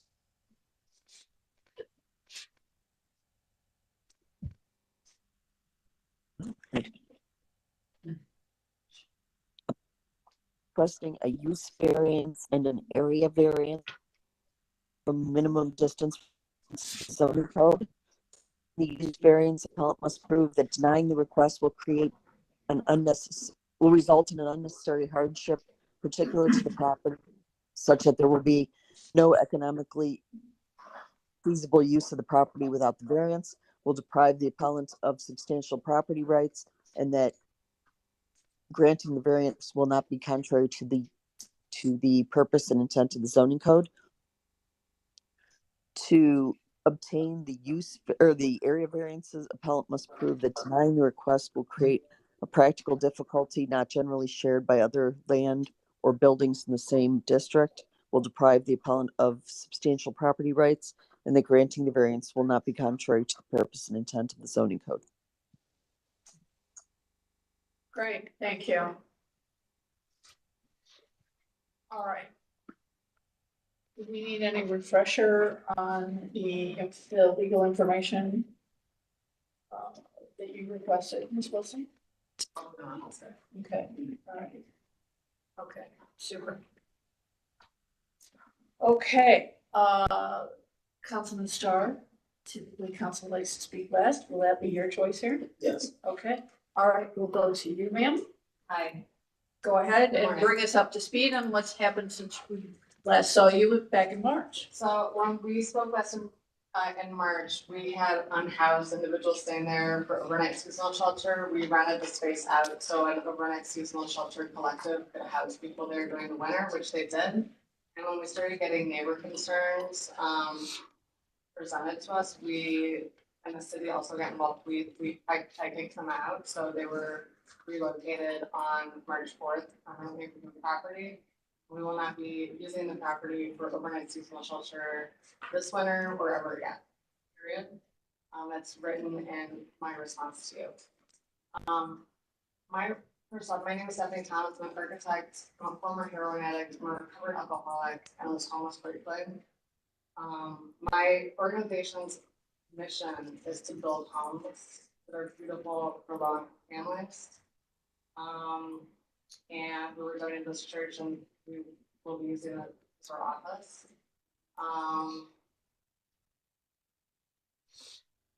To not obtain this zoning variance today would in fact be a financial hardship on the organization.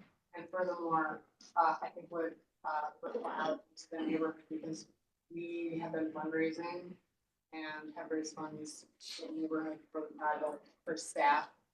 There's already 3 people that live in North Broadway that are employed by Shelter People Cleveland. And one of them, Daryl, is working right now. It's pastor work in the church. 2 others are helping us with landscaping and then just general sort of like building cleanup, housekeeping sort of items. My staff and team are like 14 strong and are more ready to get in and I start working. You know, as needed for office work. We're hopeful that we will be allowed to also do AA meetings in the space, as that is typically where AA meetings are held at this church, and my entire staff are still work. The chair of my board was here briefly and walked out.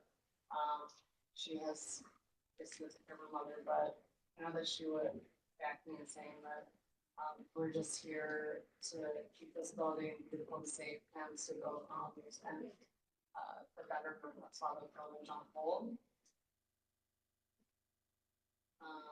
Everything that's been outlined in Ms. Leonard's notice of non-conformance has been addressed, and I can happily walk you through each item.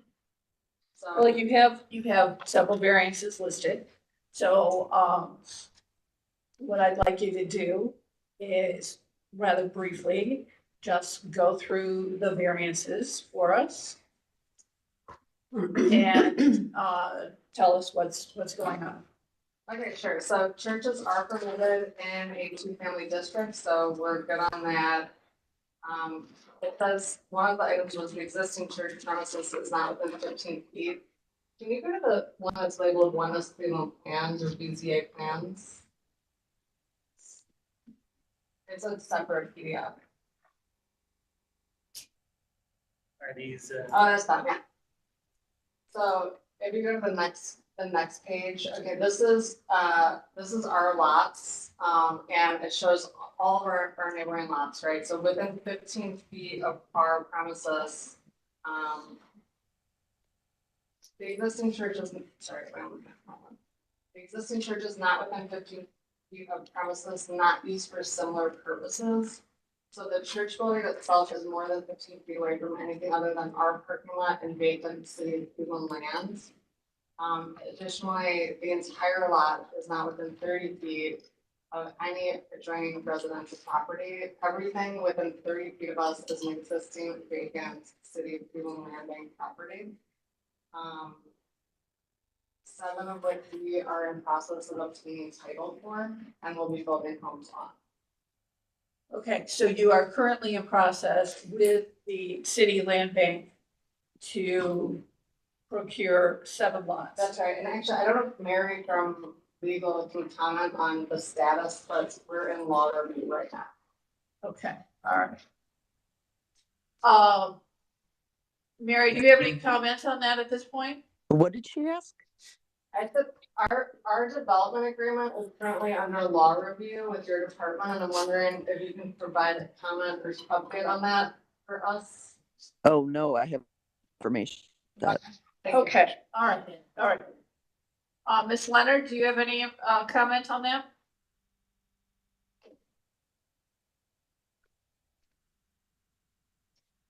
Are we having a technical difficulty with her, Mr. Bay? Can you hear me? Oh, there, now we can.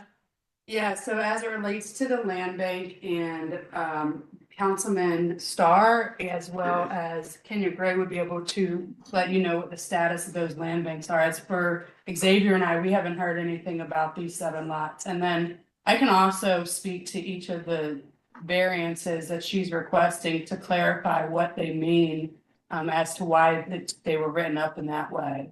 Okay, why don't you go through that?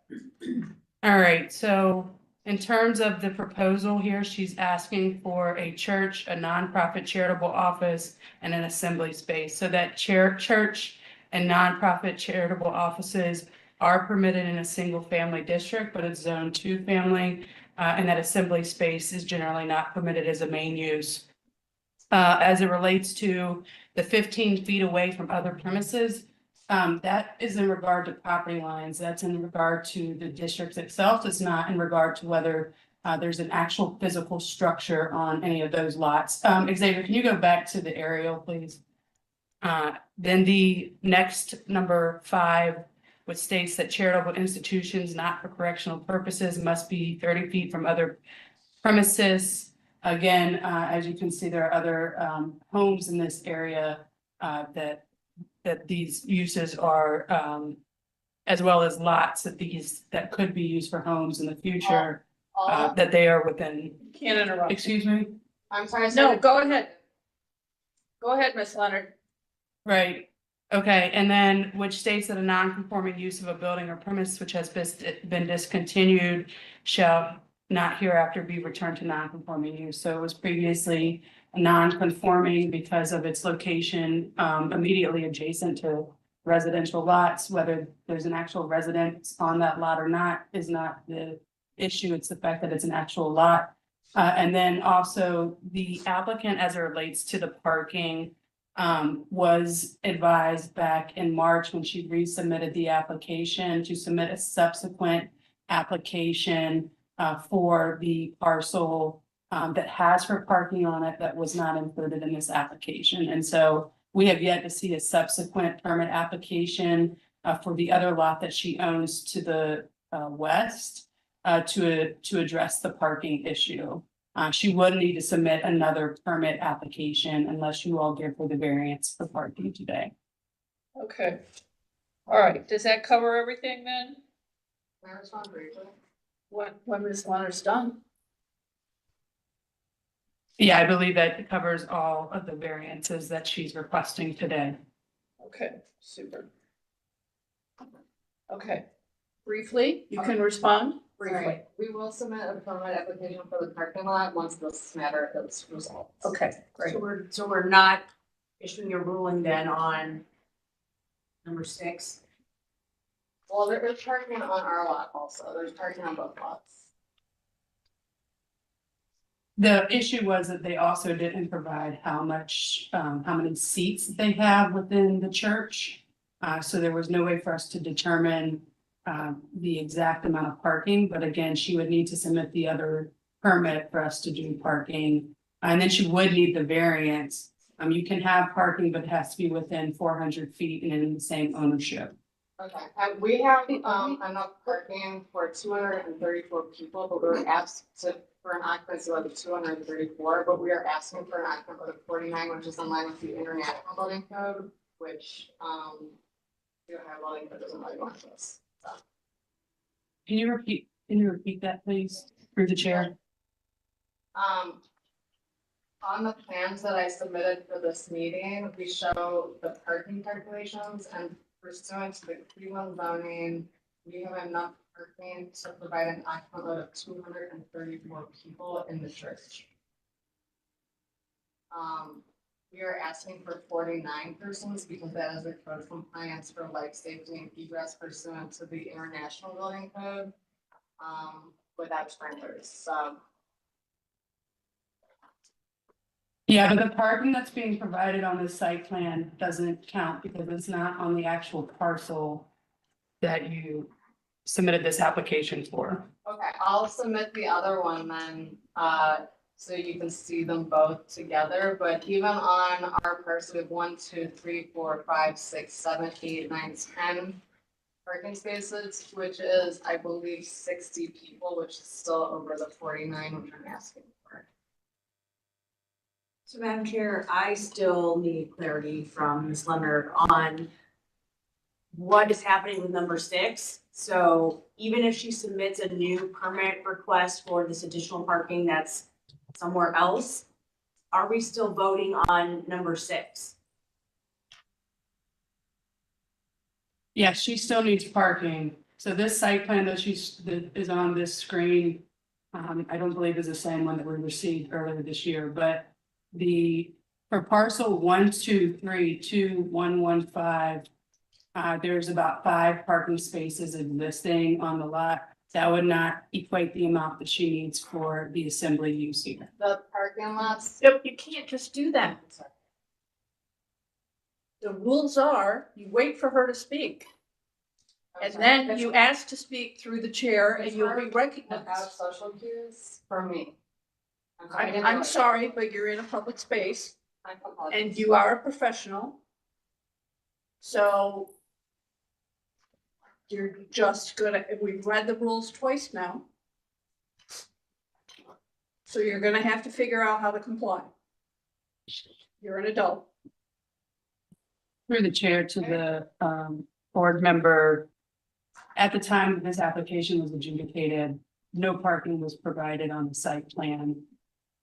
And that's why number 6 was, and we also asked the applicant to submit a subsequent permit for the other parcel for where the zone parking currently exists on site based on site visits and our GIS. They did not do so. So we adjudicated them as if they did not have parking. So you all can choose whether to give them the variance for parking or require them to have parking if the other variances pass and they're allowed to establish the use herein. Okay, thank you, Ms. Leonard, Madam Chair. So it sounds like there is some disagreement and it's not clear what the parking situation is. Correct. So I would suggest that we not vote on number 6. Correct. To allow them to work out these things. Yes. Okay. I'm with you on that. Thank you. Okay, Ms. Wilson, anything else? No. Mr. Madison, anything else? No. You're good to move forward? Yes. Okay, we're gonna hold number 6 then for a separate thing. Ma'am, you're the chair. They're Yes. going to need a parking variance if this use is granted either way. So just want to make sure you all are aware. So.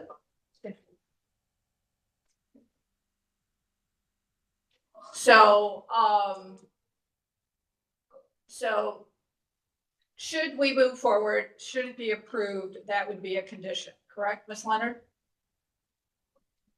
Yeah, they would need the variance and they would need to add the additional parking lot parcel should they want to even use it as a parking lot. Okay, super. All right. Are we clear on that? Ms. Rocca? Close enough. Okay, got it. Good. Okay. We're gonna move on to public comment. We'll start with you, sir. You have anything to say? No. No, okay, ma'am. State your name and then if you have comment. Samantha Priestney. I live at 3278 West Boulevard. I'm a sober member of the house that we live at, the community, and I've known Steph for 25 years. I believe that what she's asking is to continue a tradition that's been going for decades now in the support of holding the space sacred to people in recovery. It's very important to me and I'm a member of the program. And I believe that it could be very beneficial to many more. I can only speak for myself. But And how long, if I may ask, have you been in recovery? for 5 months. For 5 months? Yes. Okay, Yesterday I had 5 months. okay. And Congratulations. thank you. I take it very seriously. Yes. I have fun and sobriety, but I also take it very seriously. So I just wanted to make mention of that. Thank you. Right, absolutely. Thank you. Ma'am, go ahead. I'm Victoria Wagner and I'm adjacent to behind the church. And I'm just gonna say, I'm gonna reiterate on some things that we discussed the last time, because for one, there's a safety issue. There's too much stuff going on in the neighborhood. The streets are narrow and tiny. So as far as her parking situation, there's not enough room over here for parking. The lot that she has was overfilled when she started this. And people were coming in there blocking up the streets on both sides of the street, so here and there, that situation itself was all messed up. You know, we have to deal with the noise. People breaking in as far as people's cars. We had some deaths as far as breaking in people's homes. There's too much going on. All up and down Broadway Avenue, there's some form of drug and alcohol rehab or testing, and it's like that whole city has become a dump in that area. Just to say, okay, we're gonna bring everybody over in this area to help them out. I get that. That's fine and dandy to help people, but you're loading one area with the same thing. There's enough of it. My property is adjacent to that. My kids play outside there. There's a school that sits around the corner from there. And it's like to bring more added confusion to the neighborhood, that's not working. Okay, got it. So you're citing safety issues, noise, break-ins, and a saturation. Yes. Okay, ma'am? Oh, yes, I stay. State your right- name first. Sandra Cruz. Okay. I stay next door to the building. And I know from it looks like a church building, because it was a church at one time. Mhm. But now it was taken to a homeless shelter. So how can it be a church? I'm just asking, I don't know. Okay. But since Stephanie has arrived, there has been nothing but chaos, right? When she had an assembly there, a repast, there was fighting, the street was blocked off, weed smoking, people were about to beat, the lady right in front of the building had asked, could y'all please move in front of her building house? And when I brought it to Stephanie, Stephanie said she's just the landlord. She has nothing to do with that. It has been chaotic. And even when she had the shelter, there was no permits, no nothing. Right now, there's still things going on. I know she has a right to fix up her building, and I'm not against what Stephanie wants to do, but it's on a small, narrow street, dead end street, right? We're very family oriented over there. We have children that ride bikes and so forth. It's just, it's not good when it comes to safety and security. And I'm really concerned when the office buildings come, is that gonna be a network if it comes for the homeless to meet, right? Because they were all in front of our homes, defecating, standing out, arguing every morning, every other morning, the fire department, the ambulance was there, people ODing, people jumping out of cars. The neighbors don't have parking on one side of the street, right? So when they were coming home, there was nowhere for them to park. And when she states 239 parking spaces, I assume she's talking about the other field because the parking spot next to the church cannot hold no more than approximately here or there, 25 to 26 spaces. Madam Chair, just wanna let you know that. Time's up. 2 minutes. Okay. Okay, all right. Okay, thank you, ma'am. I think Thank you. I think we understand where you're coming from. Okay, thank you. All right, sir, My name is Feliciano you Harris. probably need to speak up just a Hi, I'm smidge Felicia. for us. My name is Feliciano Harris, and I stay right next to the church. Right now, I want to tell all y'all, I'm gonna be honest, flat out, I don't want her there. I done had him come in my yard when she had that shelter, stole stuff out of my shack. Lucky I didn't shoot him. Be blessed on that. All this other activity she doing over there, I don't want it over here. I don't want it in my yard. Violate me right now. And I feel threatened that you still trying to open a homeless shelter. Now you're trying to bring drug, alcohol programs in. Keep away from me. Get away from my neighborhood. I done dealt with plenty of drug addicts. Many years, decades. I ain't got time to deal with it right now. Or what you trying to do. I can feel you, well, I want you to like to do, make it an education program. All this drug, alcohol, I know y'all was be happy, y'all trying to get yourself together. Y'all trying to get yourself together, build yourself back up from being an addict. Okay, I can understand it. Right now, I don't want that around my house at all. I done been keeping homeless people away from our neighborhood because you're breaking in our houses. People's fixing their houses, but they still breaking in there, shooting up hair around, doing drugs. I don't want you over there. I'm the neighborhood watcher. I'm chasing you out. I don't want you over there. Too many kids in our neighborhood. And I got 9 grandkids. You really think I want y'all over there? No, I don't. Okay. Thank you, sir. Ma'am. Hi, my name is Susan Gordon. I work at Slavic Village Development and Development. I've had many conversations with residents in that area, and last week, I believe it was, maybe 2 weeks ago, we held a community meeting about this. I'm in support. You can go to the map for a second, the aerial. I think the issue is this church is located on a dead-end street that's surrounded by residential. We did a thorough look into the homes there. 14 out of all the 15 homes in that immediate 3-street radius are all homeowners. There's only one LLC. Some of the folks have lived there 12, 15, 17 years. Everybody is current on their property taxes. And based on the track record of when the shelter was there, there's still some concerns about the parking, and I have some pictures. There's some concerns about the maintenance of the property. I have some pictures of the overgrowth. And there's still some main concerns about the safety, the outward facing safety into the community that I do not feel Stephanie and her team have adequately addressed. The loitering, the breaking into homes, breaking into sheds, like I said, the cars. So at this point, the Development Corporation stands with the residents in the immediate area and does not support this moving forward. Here are some pictures, and I also have a map of some of the other AA meetings that are probably within a half-mile to a quarter-mile radius that we have talked to Stephanie about possibly partnering with, kind of moving away from that residential area to some of these other facilities. I'd like to submit for public record. Okay, you can give those to our secretary, Ms. People, please. Thank you. All right, thank you. Go ahead, ma'am. Yeah, my name is Cherie West. I am in support of what Stephanie is doing because she's trying to be part of the solution. Because if you're not part of the solution, you're part of the problem. I also have a nonprofit where I'm trying to help individuals with affordable housing, which also she's trying to do as well. So I believe that she's, doing the right thing. She's trying to help people, and I am in support of what she's trying. Okay, thank you, ma'am. Kelly Agenbach, and I'm speaking from a faith perspective. In being a member of a congregation that does allow 12-step groups, recovery groups to meet, and I've heard testimony from them saying, this almost in a way saved my life.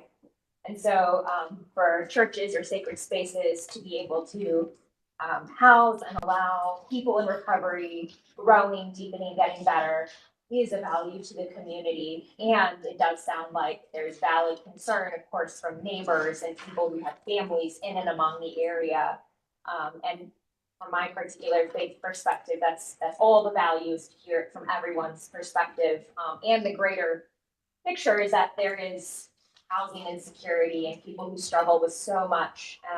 This particular area in Cleveland being one of the aforementioned, this is a focus. However, I'm in a community too that's a suburb. I'm in Medina. Same things we're facing.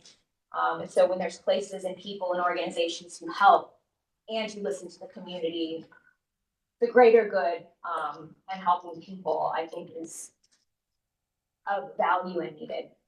If it's not at this particular place in time, where else? Who else is doing the work? So I'm in support and also here and value neighbors. It's a full bag. Okay, thank you. Sir, did you want to speak and were you sworn in? I was not sworn in. Yeah, and you want to speak? Yes, please. All right, Ms. Wilson, to point. Do you swear or affirm that the testimony you are about to give is the whole truth and nothing but the truth? I do. Okay, please state your name, spell your name, and give your address. Paul Rogers, 29712 Sylvan Drive, Willowbrook, Ohio. I'm in support of Stephanie's efforts. I want to rebut immediately several statements that have been made. Recall Stephanie said there will be no more homeless going forward. All the contentious things you've heard about, the homeless urinating, the homeless stealing, that is no longer the point going forward. It is a moot point. No more homeless going forward, no theft, no urination. We are part of the solution to the extent that we have recovery meetings. If there are drug addicts in the neighborhood, there certainly are.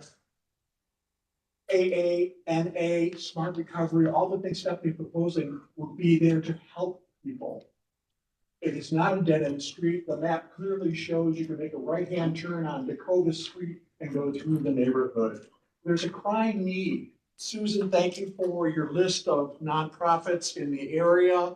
There were 22, 21 on that list that you forwarded to Stephanie. I've been in contact with the Diocese of Cleveland asking, do you have any space for Stephanie to rent? No response. I contacted a church right in the immediate neighborhood, Our Lady of the Lord's Parish. No response. People are dying. People are being shot because of drug use, alcohol use. Sir, you articulated it very well. If anything, you need more recovery meetings. Down the street, our place, Resource Drop-In Center, has gone from 6 recovery meetings down to 4 recovery meetings. They're thinking of leaving their location because of a leaky roof. If anything, the neighborhood needs more recovery, more helping services because of the alcohol and drug abuse. Al-Anon says that for every person who's drinking, 4 other people are affected. So the neighborhood needs this. Stephanie also proposes educational programs. We are working together on a joint proposal to get PNC Bank into Stephanie's facilities to do financial literacy courses as well as GED courses. This is a flower for the community, and contrary, I would just ask people to drop the homeless argument, please, because that will be an issue. You don't have to worry about your shed being broken into. The homeless will not be residing at 4843 Wendell. Thank you. Okay, thank you. All right. Ladies, we're gonna continue with comments. Okay. Okay. We are running long today. Mr. Gray, are you speaking on behalf of city planning? So I am speaking on behalf of city planning. So this case was brought to me, once we heard about it on the news and it came to BZA back in March. I was under the impression that the applicant had to hold a community meeting, which I thought that she did, and then she would come back to BZA. However, I was, notified by the CDC, by Susan, that she did not exactly host a proper community meeting, but that she had just contacted, the CDC times and claimed that that was a community meeting. I did my best to make sure that there was a community meeting, which we did have a week and a half or 2 weeks ago, at the Rise or, whatever that building is called, I'm sorry, the apartment complex. And so, I don't know, I'm just here to listen to what the applicant has to say, as well as the residents that live in that area. I hear it from both sides, you know, they don't really want, the vibrancy that comes with, the people that have been there. However, Stephanie says that she wants to turn it into an office building and have a different use for the space. So, by technicality, I see like how the use could be viable and how it would be legal. However, if it brings the same crowd, then I am against it. But I can't say that it will. I can't say that it won't. Okay, so are you verifying there was in fact a formal community There meeting? was a formal community meeting a week and a half or 2 weeks ago at Okay. Brighton. And do you concur? Yes, Slavic Village Development hosted that meeting. Okay, how many were in attendance? I have the sign-in sheets if you would like.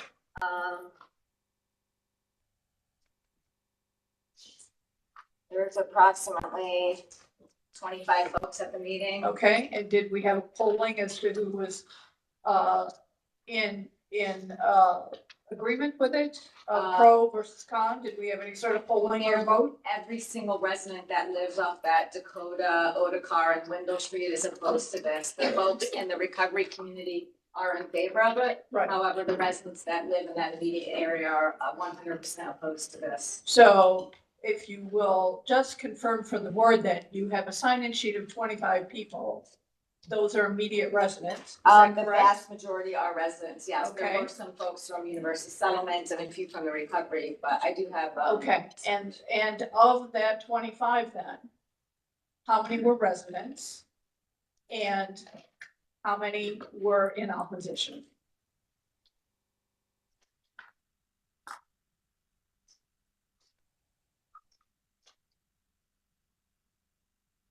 $14 were residents, and while we did not do a formal count or vote, I would say all 14 were opposed to this Okay, location. all right, so 14 of the 20.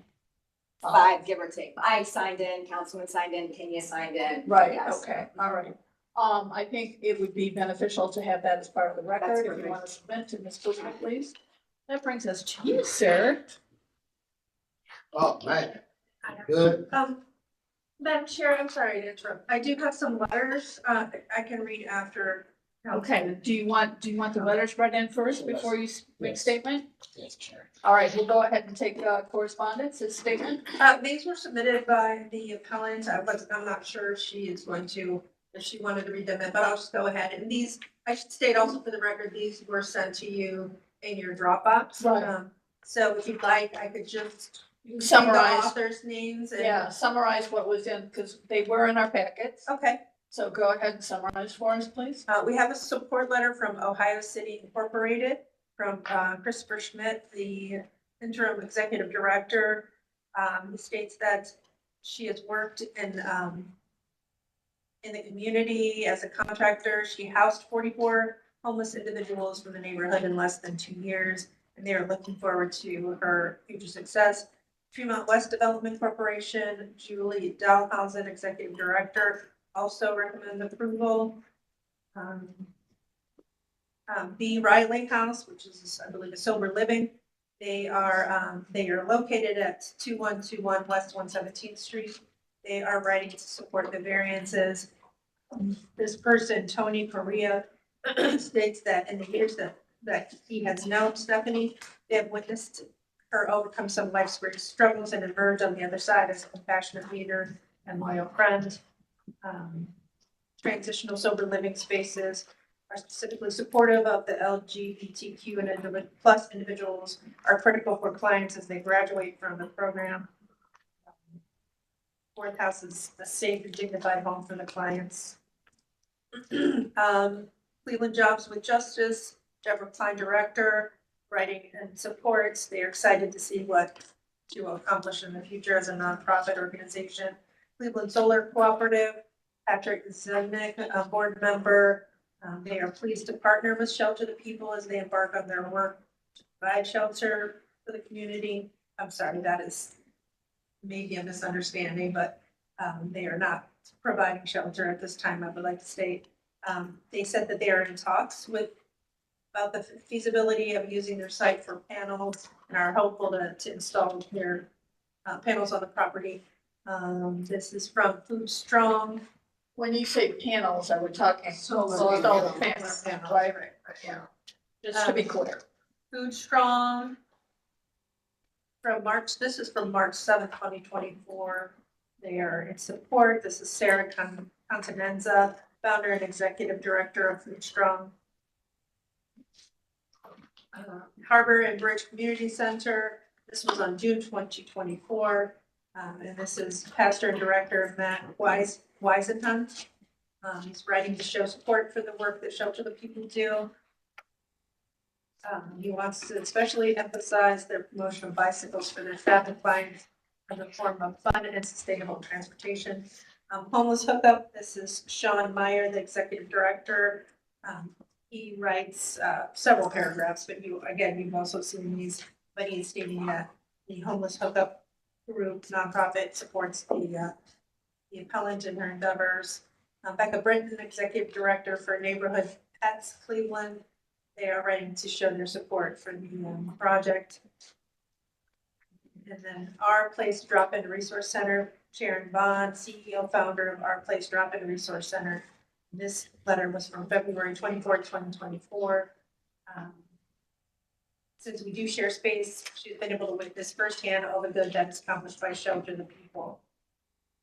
Stephanie Thomas has done amazing grassroots work. Then we have a petition. I apologize, I didn't count the number of people, but there were 30 pages. 30 pages, yeah, yeah. at least, yeah. Of support. Okay, all right. Extensive support. Couple of those people I know personally. But all from outside the immediate neighborhood. All right, did you have a? That was what I was gonna say, Madam Okay, Chair. I yeah. appreciate the support of the recovery community. I appreciate the support of other CDCs. I also saw that petition. I mean, there were people in Solon, South, people at West There was Park. I do You appreciate. can't just do that. I do appreciate that, but my job as the Director of Community Building at Slavic Village Development, I've been there for almost 18 years to support the voices of the residents that are directly affected by this. And the residents directly affected by this have clearly spoken that they are opposed to it because of Pat Faber. She had an opportunity previously to show good faith among the residents, and she failed in the maintenance, she failed in the parking, she failed in the safety, she failed at having community meetings. She had a chance to, in my opinion, prove her track record. She did not prove a good track record. Okay. I'm sorry more residents weren't able to come today. This isn't the best time for folks, but like I said, we did have a community meeting and they were adamantly against it. And I have spoken along with Ms. Fruits Okay. and some other residents in the area.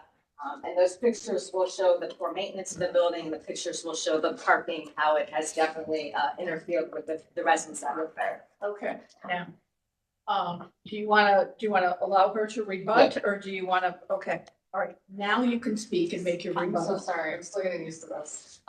The 110, this is 462 signatures. Yes, some people are stolen, but 110 of them live in the neighborhood. Many of them, neighbors don't want to come to this because they feel threatened, actually, by people sitting here. And on Dakota, on Mead, East 61st Street around the corner, we've got 110 signatures from people in South Village. Okay, and that's part of the record. And that's part of the record that's already been submitted, that's what Ms. Kukla has. Okay, all right. We have someone's hand up on the screen, I don't know if you saw that. Who is that? Someone who was sworn in. Oh, yes, okay, that is, Cynthia Nizami. That's Nizami. Nizami. Okay, yeah, all right. Is she unmuted? Yep. All right, you can go ahead and speak, Ms. Akuda.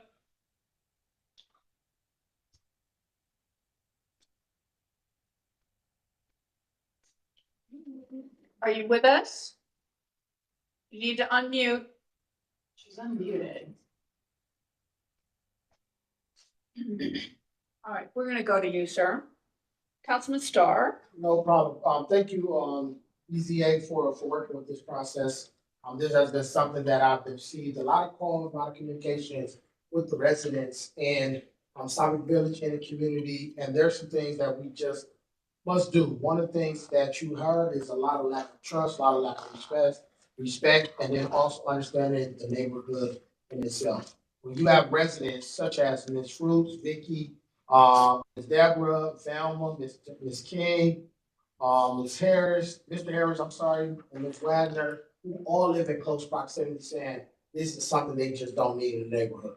If you recall the early 2000s in Broadway, on Window Ave, on Dakota, on Otakar, there was a lot of drug usage. People were hustling, they were selling drugs, they were doing different things. I've learned about that in 2017 when residents brought that to a concern, and they did a lot to get that closed. So in this past December of last year, when Shelter for the People came into the neighborhood and they did do sheltering over, emergency shelter overnight, there was promises that were said to residents, and those promises were broken immediately. And what I would say is hard for me to agree with the usage or any variance or permits within the building that goes against the belief of what the residents on Wendell, residents on Otakar, Mead Court have came out and voiced or said in our meeting on 2 weeks. And long before that, they've been continuously having issues what is going on in that usage of that location. So my support as far as council person, I definitely want to air out. We do got Fountain Grace of Outreach Ministry, not too far, less than a half mile, that does some of the same programs that we have. Slavic Village is not asking. These residents are not requesting to have additional resources of this magnitude in their neighborhood, in their homes. A lot of folks can give their thoughts, their opinions, but it's not next door to them. And that is a point that we must take into consideration first. And as the representative, their council person, these residents elected as my supervisor, I'm going to stand with them. I'm going to support them. And I believe this should not take place in their neighborhood because these homeowners is saying they do not want this. Thank you, sir. All right. We'll go to questions from the board. We'll start with, who'd like to go first? Ms. Roca? Excuse me, yes. Madam Chair. I do have a few comments. First, I just want to speak to some of the comments mentioned in the chat here. Okay, Nozomi excellent. didn't get her mic working, so she says, this is from Nozomi Ikuta. She says, very sorry about the mic issue. I have known Stephanie's great work. I have known of Stephanie's great work and also saw her project on West Boulevard. I recently visited her project and saw how transforming her work was. There was also one more person who jumped off the call. I'm not sure if I stated this earlier. It was Juan Calado Diaz. He's the Healthy Homes Director at Oak Brooklyn Community Development Corporation and the City of Cleveland. He says, I have to hop out, but I wish to share my support to Stephanie Thomas and Shelter the People, CLE. Lastly, just wanted to give a zoning perspective. Yes. For city planning's comment. This use is very institutional and it's nestled within this single two-family zone community. Something like this would be more reasonable along main corridor near transit to really help more people getting to this facility that might need it. The proposed location isn't contextual and isn't feasible. The neighborhood plan or the citywide 2020 plan for this area shows the proposed land use for this to be really used for infill single-family housing. So I just wanted to speak to really the zoning concerns of just having like a harsh institutional use of this nature nestled into the neighborhood. Even though we are passionate, like we understand the passion of the applicant and really would love to see more uses of this nature come to fruition, but actually where they're actually contextual, not nestled within a community like this. Okay, right, understood. Okay. We're gonna go to questions from the board, okay? All right, we'll start with you, Ms. Rocco. We're just gonna work down the line. All right, Madam Chair, so to the appellant, when you look before us last time, it was for a different purpose. Now you're before us to have a church, an office, and AA meetings. Is that correct? That's correct, yes. Okay. And I agree with, Mr. Bay that that's a more institutional use. Can you please provide testimony as to how this use, further testimony, how this use is different from what it was before and how you would address the issues that were happening with the prior use? So, loitering, thefts, vagrant behavior, noise, trash, unsightly conditions of the property. What are you doing to fix those things? Well, we're not having homeless folks sleep there this winter or ever again. A lot of the noise was actually the shelter staff. And as soon as I heard concerns that were like, you know, this is getting dangerous, I kicked them out. So they moved to another church in Fremont. In terms of what it used to be, it was a church that's been a church since the late 1800s. It never ceased being used for religious purposes, even when my organization became the owner, because we had been using it for AA meetings and service to the poor and the homeless, which is in line with the teachings of Jesus Christ, which is outlined in my response, Sunday 1. We have parking to satisfy up to 234 people in the building, and I don't want that many people in the building, it's not big enough, but, we will. Speak up a little next to that mic, it's hard to hear you on it. We will be using it, we're seeking, continuing to get it recertified as a church pursuant to the teachings of Jesus Christ. For use of my offices for my 5 staff members. And with respect to the church use, what, are you gonna have worship there? I know you're having AA meetings, which are a religious purpose. Can you testify to any of the types of religious programming that We you're? don't right now have any. There's programming. We don't have any services planned, but pastors from other churches have approached me and wanted to rent the space. Okay, which is why I would like to have it recertified as a church so that, as you may or may not be aware, all of these homes that are directly adjacent to me were built at the same time as the church, and all of this was done over the zoning. So the house across the street, Miriam, couldn't be here today, but that was built in the 1890s, so was the church. Bellman Carl's house was built in the 1890s, same with the church. So we are in a 2-family district, and we are permitted pursuant to the items outlined that were in non-conformance. Okay, so even as a church purpose, you might still have people that would loiter outside or cause noise? Oh, How are you going to address those So things? we've ordered and they're in there now. I have to waterproof them. We're gonna put community standard signs so people when they arrive at the property not to present themselves. We've never had an issue with this with AA because AA people seem, working together. We understand there's stigma, right? And in general, my staff will be utmost professional in nature when they're in the group. So, okay, I asked these questions because there are, to Mr. Day's point, for example, I personally live in a neighborhood that has shelter down the street, AA classes at a church 2 blocks away from me, I have a sober house right next to me. There are neighborhoods where these programs help people and work well with the residents. I live in a place where that happens, but there has to be cooperation between you and the neighbors with issues, because issues can arise. So what I think we want to hear from a board is you have to make sure to address those things if you're going to operate a church in a residential, an institutional, business or church in a residential neighborhood on a residential street surrounded by residences. That's a different place than if you were on a main corridor in Suffolk Village. So that's why I'm asking these questions, is because it can work. I mean, I live somewhere where there are shelters and sober houses, et cetera, but it has to be managed very well, or else it turns out to be problematic. So that's why, we're really pressing on you to give us testimony about how you're going to manage if there are any issues with your church. Understood. And I haven't received any neighbor calls or concerns since the winter when homeless folks were sleeping here. The sober home that we live in and manage on the west side, we have 0 neighbor complaints.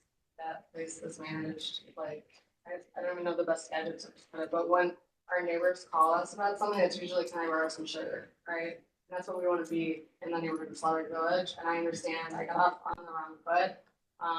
The people that rented the space for me were not listening to my instructions. So I kicked them out. What times of day are you gonna have a classes in GED and financial literacy? We're hoping to be open from 12 to 8 every day. AA meetings happen from 6 to 8 because that's when people are done with their day and out of work. 6 p.m. 6 p.m. to 8 p.m. to 8 p.m. And the hours again? 12 to 8. 12 noon to 8. And AA meetings happen every day from 6 to 8? Right now, we have 2 meetings that are ready to go as soon as we get our permit. We had, I think, 6 before we closed because the space that Sharon uses is in flux of it. So I've offered my hand and our space to Sharon as we all work towards staying sober and most importantly, expanding our network of sober people, which includes keeping other people sober, getting them back into work, alleviating issues with family members, getting back to school, and, all of that. Will you be providing anyone with meals? No. And with respect to GED classes and financial literacy classes, when are those going to be? We have one already. I don't know, Sharon's not here to speak on it. I don't want to talk about her business plans, but I think we will be doing educational programming 2 days a week, which would include financial literacy, math, and reading tutoring for adults. When do you envision those taking place? Something between the hours of 12 and 8 o'clock. Okay, all right. Anything else, Ms. Rogan? That's all. Okay. Ms. Wilson? So my question for you relates directly to the legal standard that is applied in this case. So as you know, you have to prove that you would have an unnecessary hardship if you were not granted this variance. So my first question is, can you speak to what you could use the property for if your variance is denied? Well, if my variance is denied, I will lose approximately $50,000 worth of funding that's promised for the neighborhood for us building homes for our staff, right? So encourage people to provide more economic growth in the neighborhood because people need to get lunch and go to the gas station, all that, right? We would have to go look for another property. We own this one. We have to rent You have personally invested in this, I have right? personally invested at least $13,000. And I saw through your proposal, you have ARPA funding and other sources of funding that have been. Everybody wants to give us money right now, and the wagons are certainly waiting for the approval to take it. Okay, and so I want to make sure that I understand the unnecessary hardship. I understand that you have money coming, but it's not money spent, so I don't see that as a hardship. So can you sort of articulate what your hardship would be if the variance is denied? $13,000 of personal money spent, it might be more. That was my tally for when I did tax bills, which was like 4 months ago. So it's likely closer to $20,000 of my own personal money. I work my part-time job. Is working at another church in Shaker, so it's just literally the money making there, just money versus remodeling it. The building, when we were not there for 3 weeks this summer because we were taking a little break, the building got moved. Somebody smoked drugs and stole all the copper in our basement. So this building staying vacant is not safe for the neighborhood. People were in this basement, the basement of this building before we got it. I think unbeknownst to the church, there was a ton of vacant property that people swatted in this neighborhood, and I don't want this to come up. Yeah. Is there a different use that you could foresee this property being used? The only other thing that's permitted in the zoning is a single family. And it is a church. I mean, I know we're architects, right? Form follows function. It's a church, it's been a church forever. If it looks like a dog and quacks like a dog, it's a dog usually, but making this into a single family home would be such an undue way to make rent it. The utilities are just to keep the space in the winter is costly. We're putting solar panels on, so that we'll have free electric for us, for the homes we're building, and for some of our neighbors that they would like it. Okay, and my second question, we are required to consider how a variance would impact the adjacent neighbors. Right, lots of testimony that they would be negatively impacted. So can you speak to why that should not be a concern at this point in time? Because that was all when we were doing overnight seasonal shelters. Since it's been not a seasonal shelter, the biggest concern I think has been that we didn't have the sidewalk. The weeds were real big in like July, and I wasn't paying attention. I would think that's pretty high. So we now have on staff, there's a team who lives in the neighborhood. He's taking care of all of our landscaping. It's meticulous at this point. I think there's been no concerns, no break-ins from me and like the 5 people that have been in and out of there all summer, just rehabbing it, continuing to rehab it. And there wouldn't be for my staff because they're all, polite, nice. We'll just kind of do good work in the community. So let me just ask you a question differently. You stated that in the past you rented this property to someone who did not follow your instructions. You also stated that it's your intention to rent the property again in the future. So my question to you is, how do you ensure that when you are renting this property again in the future, that the use does not adversely affect the rights of the adjacent? that is a great question. Thank you for clarifying. We are putting contracts in place with everybody that may rent our space. For instance, like one person's gonna rent the space, so one of their counselors that are nice, and they can use that as their office, right? So we'll have a contract in place for anybody like that, that outlines these are the community standards, this is our standards, and sort of rules for existing in the neighborhood. Okay. Excellent, great. To you, sir. Thank you, Madam Chair. The only question I have is as it relates to the office use. So I know that you mentioned the shelter will not be in place, but the population that you're working with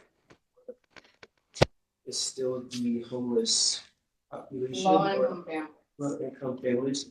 So can you speak a little bit more about that? You see low-income families come in and out of the building throughout those hours of operation. Are you guys going to be doing those one-on-one meetings to connect them to other community resources? What does the day-to-day activity look like in terms of just running the operations from this facility? Since we're not doing that currently, I can't say for sure, but I envision just based off of industry standards, that there would be one-on-one counseling sessions. So say there's 5 staff members, so it would be up to 10 individuals one time, but not likely everybody's getting counseling at the same time. If we have, when we started doing AA meetings again, there was never more than 20 people at an AA meeting at a time. They all arrived in a car, a shared ride into the parking lot, and yeah, I mean, people walk up to the building all the time from the neighborhood. So I let them know, talk, and I see like. All right. Let me just make sure if we have anything else. All right. Ms. Leonard raised her hand. All right. Ms. Leonard?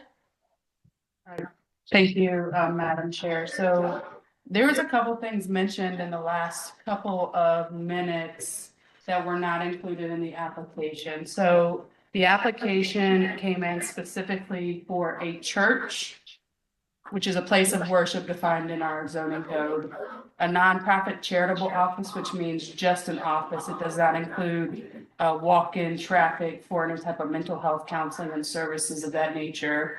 And then the assembly space is an accessory use to the church, and that was given for the AA meetings that were in the application.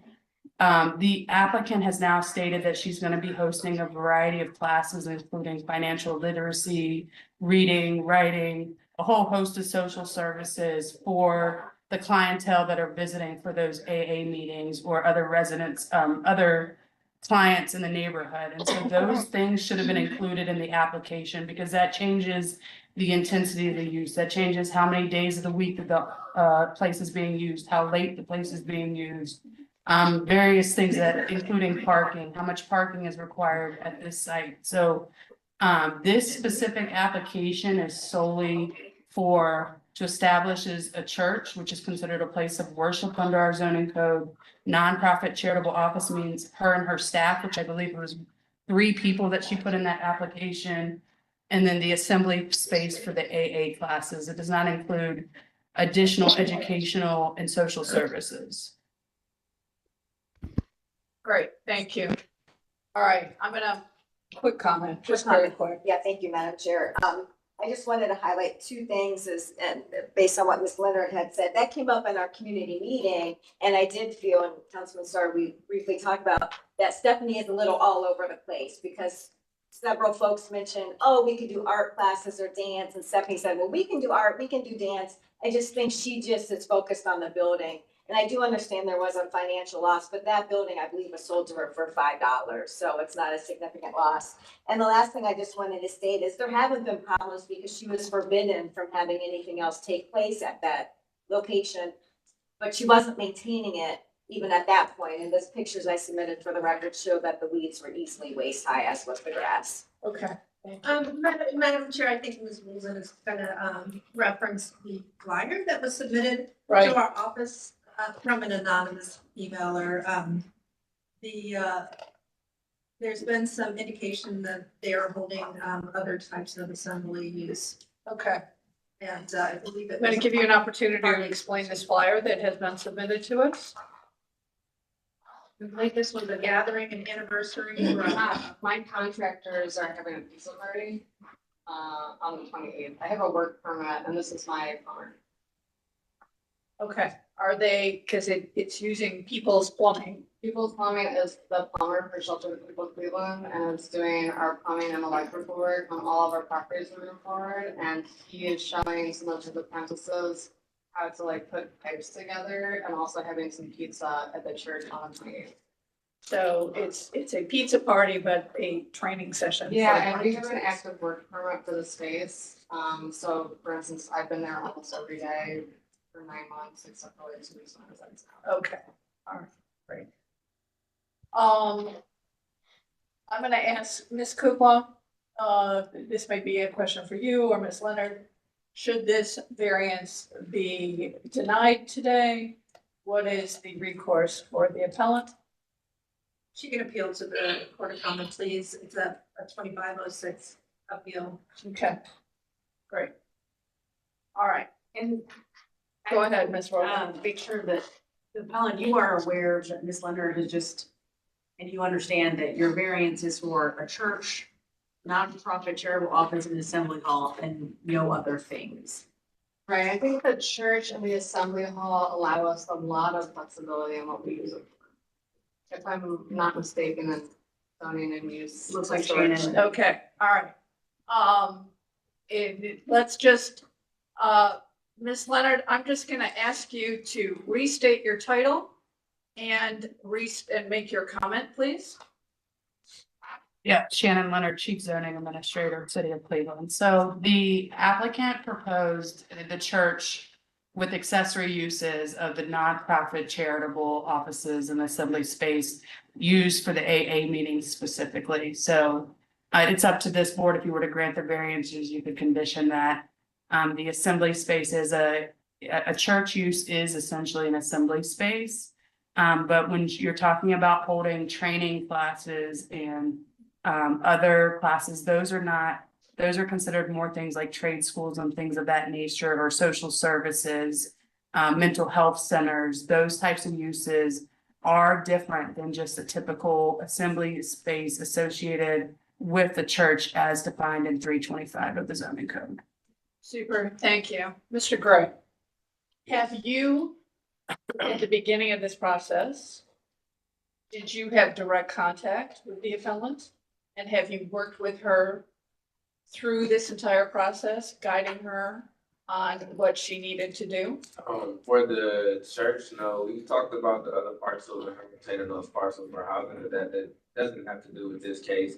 As far as this case, I mean, I let her know when the date was. I talked to her about the postponements. I asked her about the community meetings, but that's about as much contact as we've had. Okay, and to Councilman Starr, what has been your level of engagement with the appellant through this process? Through this process, I first talked to Stephanie, and then she started doing things opposite of what I was suggesting. For example, we talked about community meeting. I said I wanted to work with her to have a community meeting. She then went out and put together something that said it was a community meeting.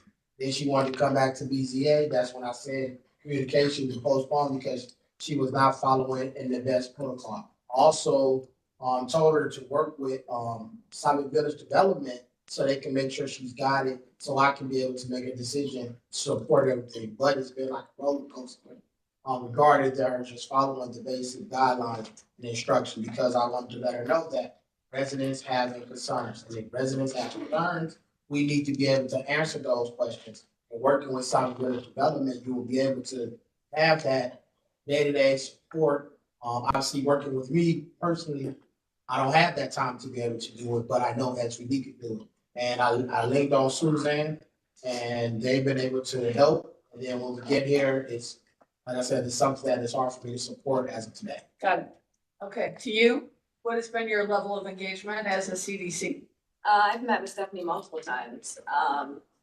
I've expressed the residents' concerns to her multiple times. She was supposed to present a plan to us to address the safety, and in my opinion, her plan was directly about her building and putting up cameras, and that was not an outward focused safety plan that the residents were looking for.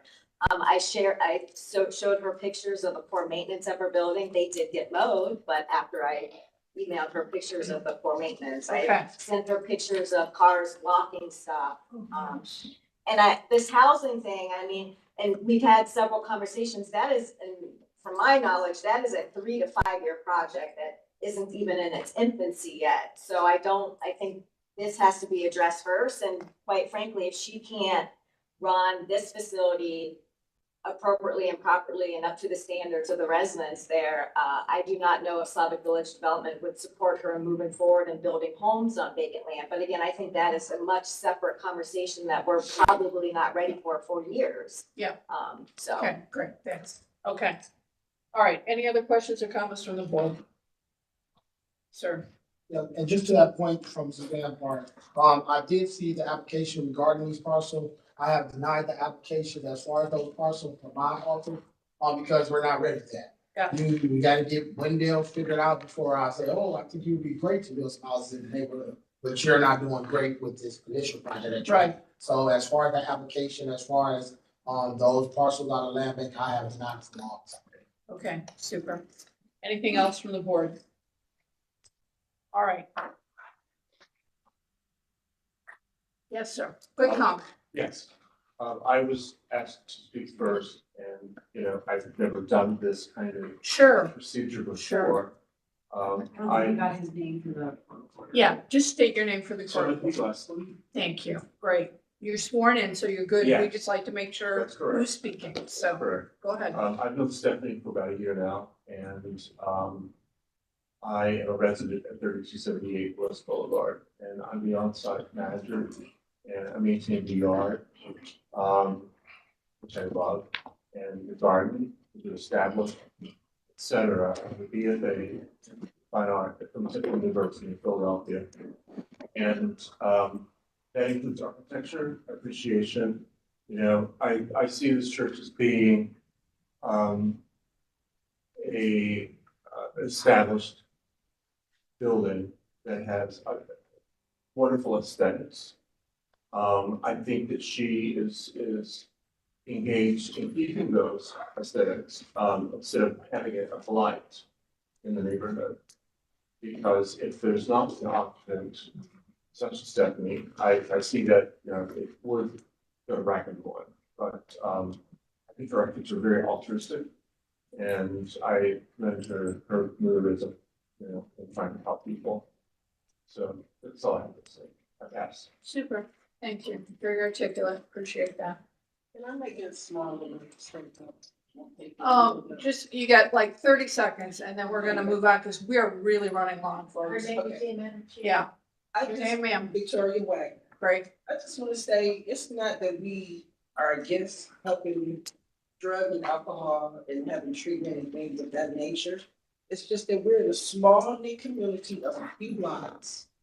And it's like, we have enough over there in that area. It's like, it's time to stop putting one thing in one area. So it's not about us saying that we're against it. It's just our little area. It's too open. We have too many open lots. There's not enough lighting around there. There's all kinds of things that we can say that would never change until it gets a little better over. And I get that. We get it. I'm just gonna move on if you don't mind. I think we understand where you folks are coming from, right? Okay? All right.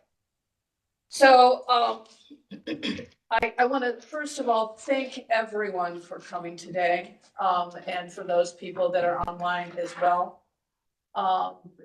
We certainly do appreciate everyone's input, both pro and con. We understand that it's effort for you to come down on Monday morning to go through the security check, make your way up here, sit through all the cases that come before you. And so very, very much appreciate everyone making the effort to come in here, and making your voices heard, which is what, this is about and what a democracy is all about. You have a voice, we want to hear it. Either in opposition or in support. And I think we also want to, personally, I lived next door to a couple that were both heavy substance abusers. And I know the impact on their family. They lived in a double. Their mother was on the first floor. They were on the second floor. EMS was at the house every 6 to 8 weeks. Multiple overdoses. And unfortunately, they are both now deceased. So I have personal impact on what it means to go through substance abuse. I've seen it firsthand, and I know how it also impacted the neighborhood and that particular family. So I want to be absolutely sure that you understand that I personally understand, and I think Ms. Roca mentioned as well.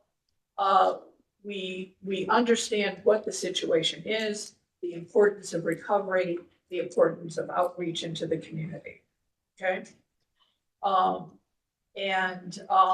Because it is a serious problem, and we won't go into all the reasons why it's happening in our country, but we know that mental health and substance abuse go hand in hand, and we have an issue. Okay. That being said, you were here in March. And you're back here again. And my pet peeve is people coming before us and coming before other departments within the city and not having their plans completely put together and not having proof of concept. So Ms. Leonard has shared with us the items that you have proposed that are, were not included in the initial request for your use and for the variance. Ideally, what we like to see in these situations, whether it's group homes, whether it's this sort of situation, is that your first stop is with city planning and you begin work with your city planner, in which case would be Mr. Gray. Your next stop would be to engage with the CDC. The CDC is the best friend of a business owner in any neighborhood in the city. Every city neighborhood has a CDC and they are on the ground, they are boots on the ground in the neighborhood to help guide a business owner through the process with the help of city planning to go through the hoops and hurdles that you have to go through in order to establish yourself as a business that is welcomed into the community and has the support of the city planning and the CDC and your council person and your neighbors. Because as part of the process, in ideal situations, you will work with city planning, the CDC, and your council person and have a formal community meeting. You will go through objections. You will have a professional business plan with all of your classes listed. If that is in fact your intent, you will have a business plan that includes all of your security. It will include your outreach program. It will be completely definitive of everything you want to do.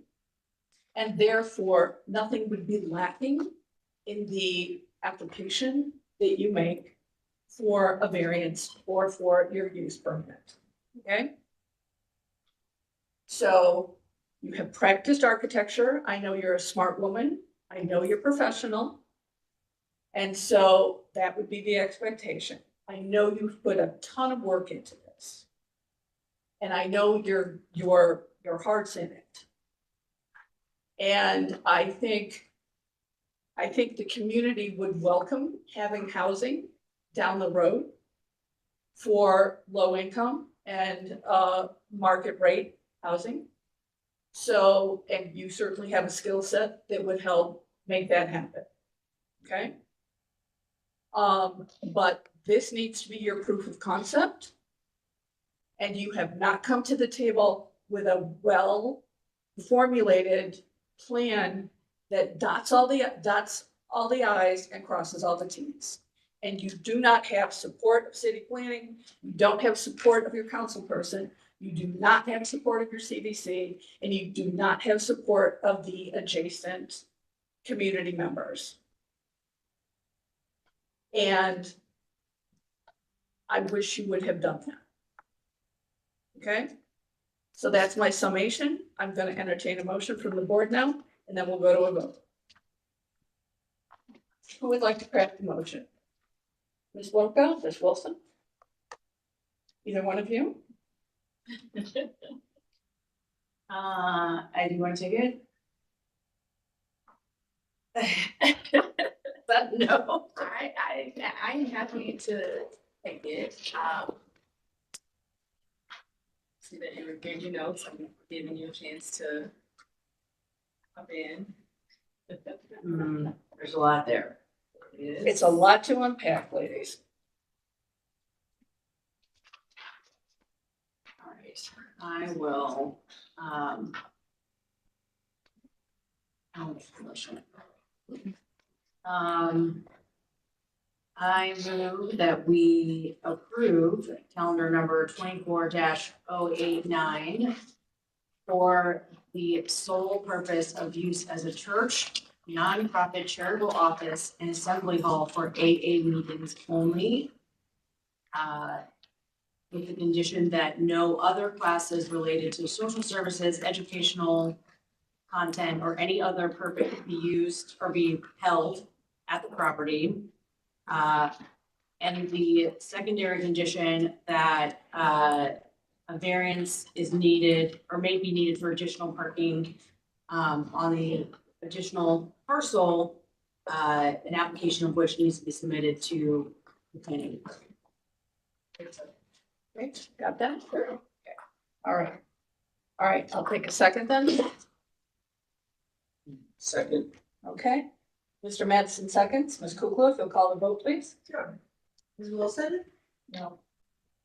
Mr. Madison? No. Ms. Roca? Yes. Ms. Bates? No. Calendar number 24-089 is denied. It'll be ratified next Monday. We will send the appellant a letter. Great, thank you. Okay, you have a course of action. Okay? And I've explained to you what I believe would be in your best interest to move forward. Thank you. Okay? I appreciate it. Okay. Okay, all right. Again, thank you to everyone. Congratulations to you again. Okay? Okay. And thank you. Okay? Thanks for coming down. We're gonna ask everyone to move out of the room. If you'd like to socialize, you can do so in the hallway. We have new tables and chairs down there. We need to move on to our next case. All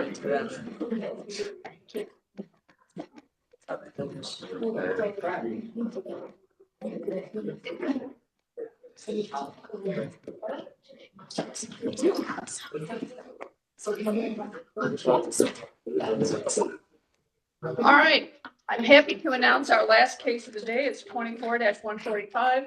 Well, let me step on forward. Do you want to get some lunch? Yes. I say I got a lot of respect for you guys. Hard work. I know why you take time. No, here's the story. I went firewalking in September and I got 2nd-degree burns on my feet. So that's, my feet are healed except for my toes. This is worse than hard work. Today is a challenge. I'll let you slide that forward. A lot Yeah. of respect for you guys. There we go, okay. My goodness. I am A used. lot of respect. How long was the trail of the fire? What are you walking on cold? You walk on hot coals, yeah. How long was It's a relatively, it's maybe 15 feet. Wow. 12, 15 feet. Do you want the conversation off the record? Yes, this conversation's off the record, ma'am. Yes, thank you. Thank you for anticipating that, Joy. I appreciate it. Well, because we're essentially on a comfort break right now, so. Did you walk or run?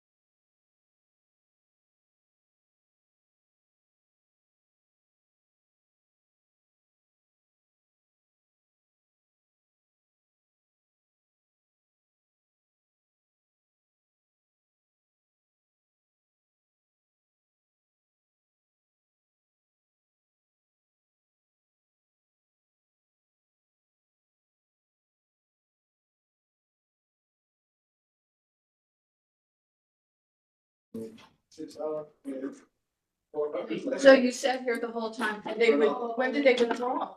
We don't know. They didn't contact me. Okay, That's good news.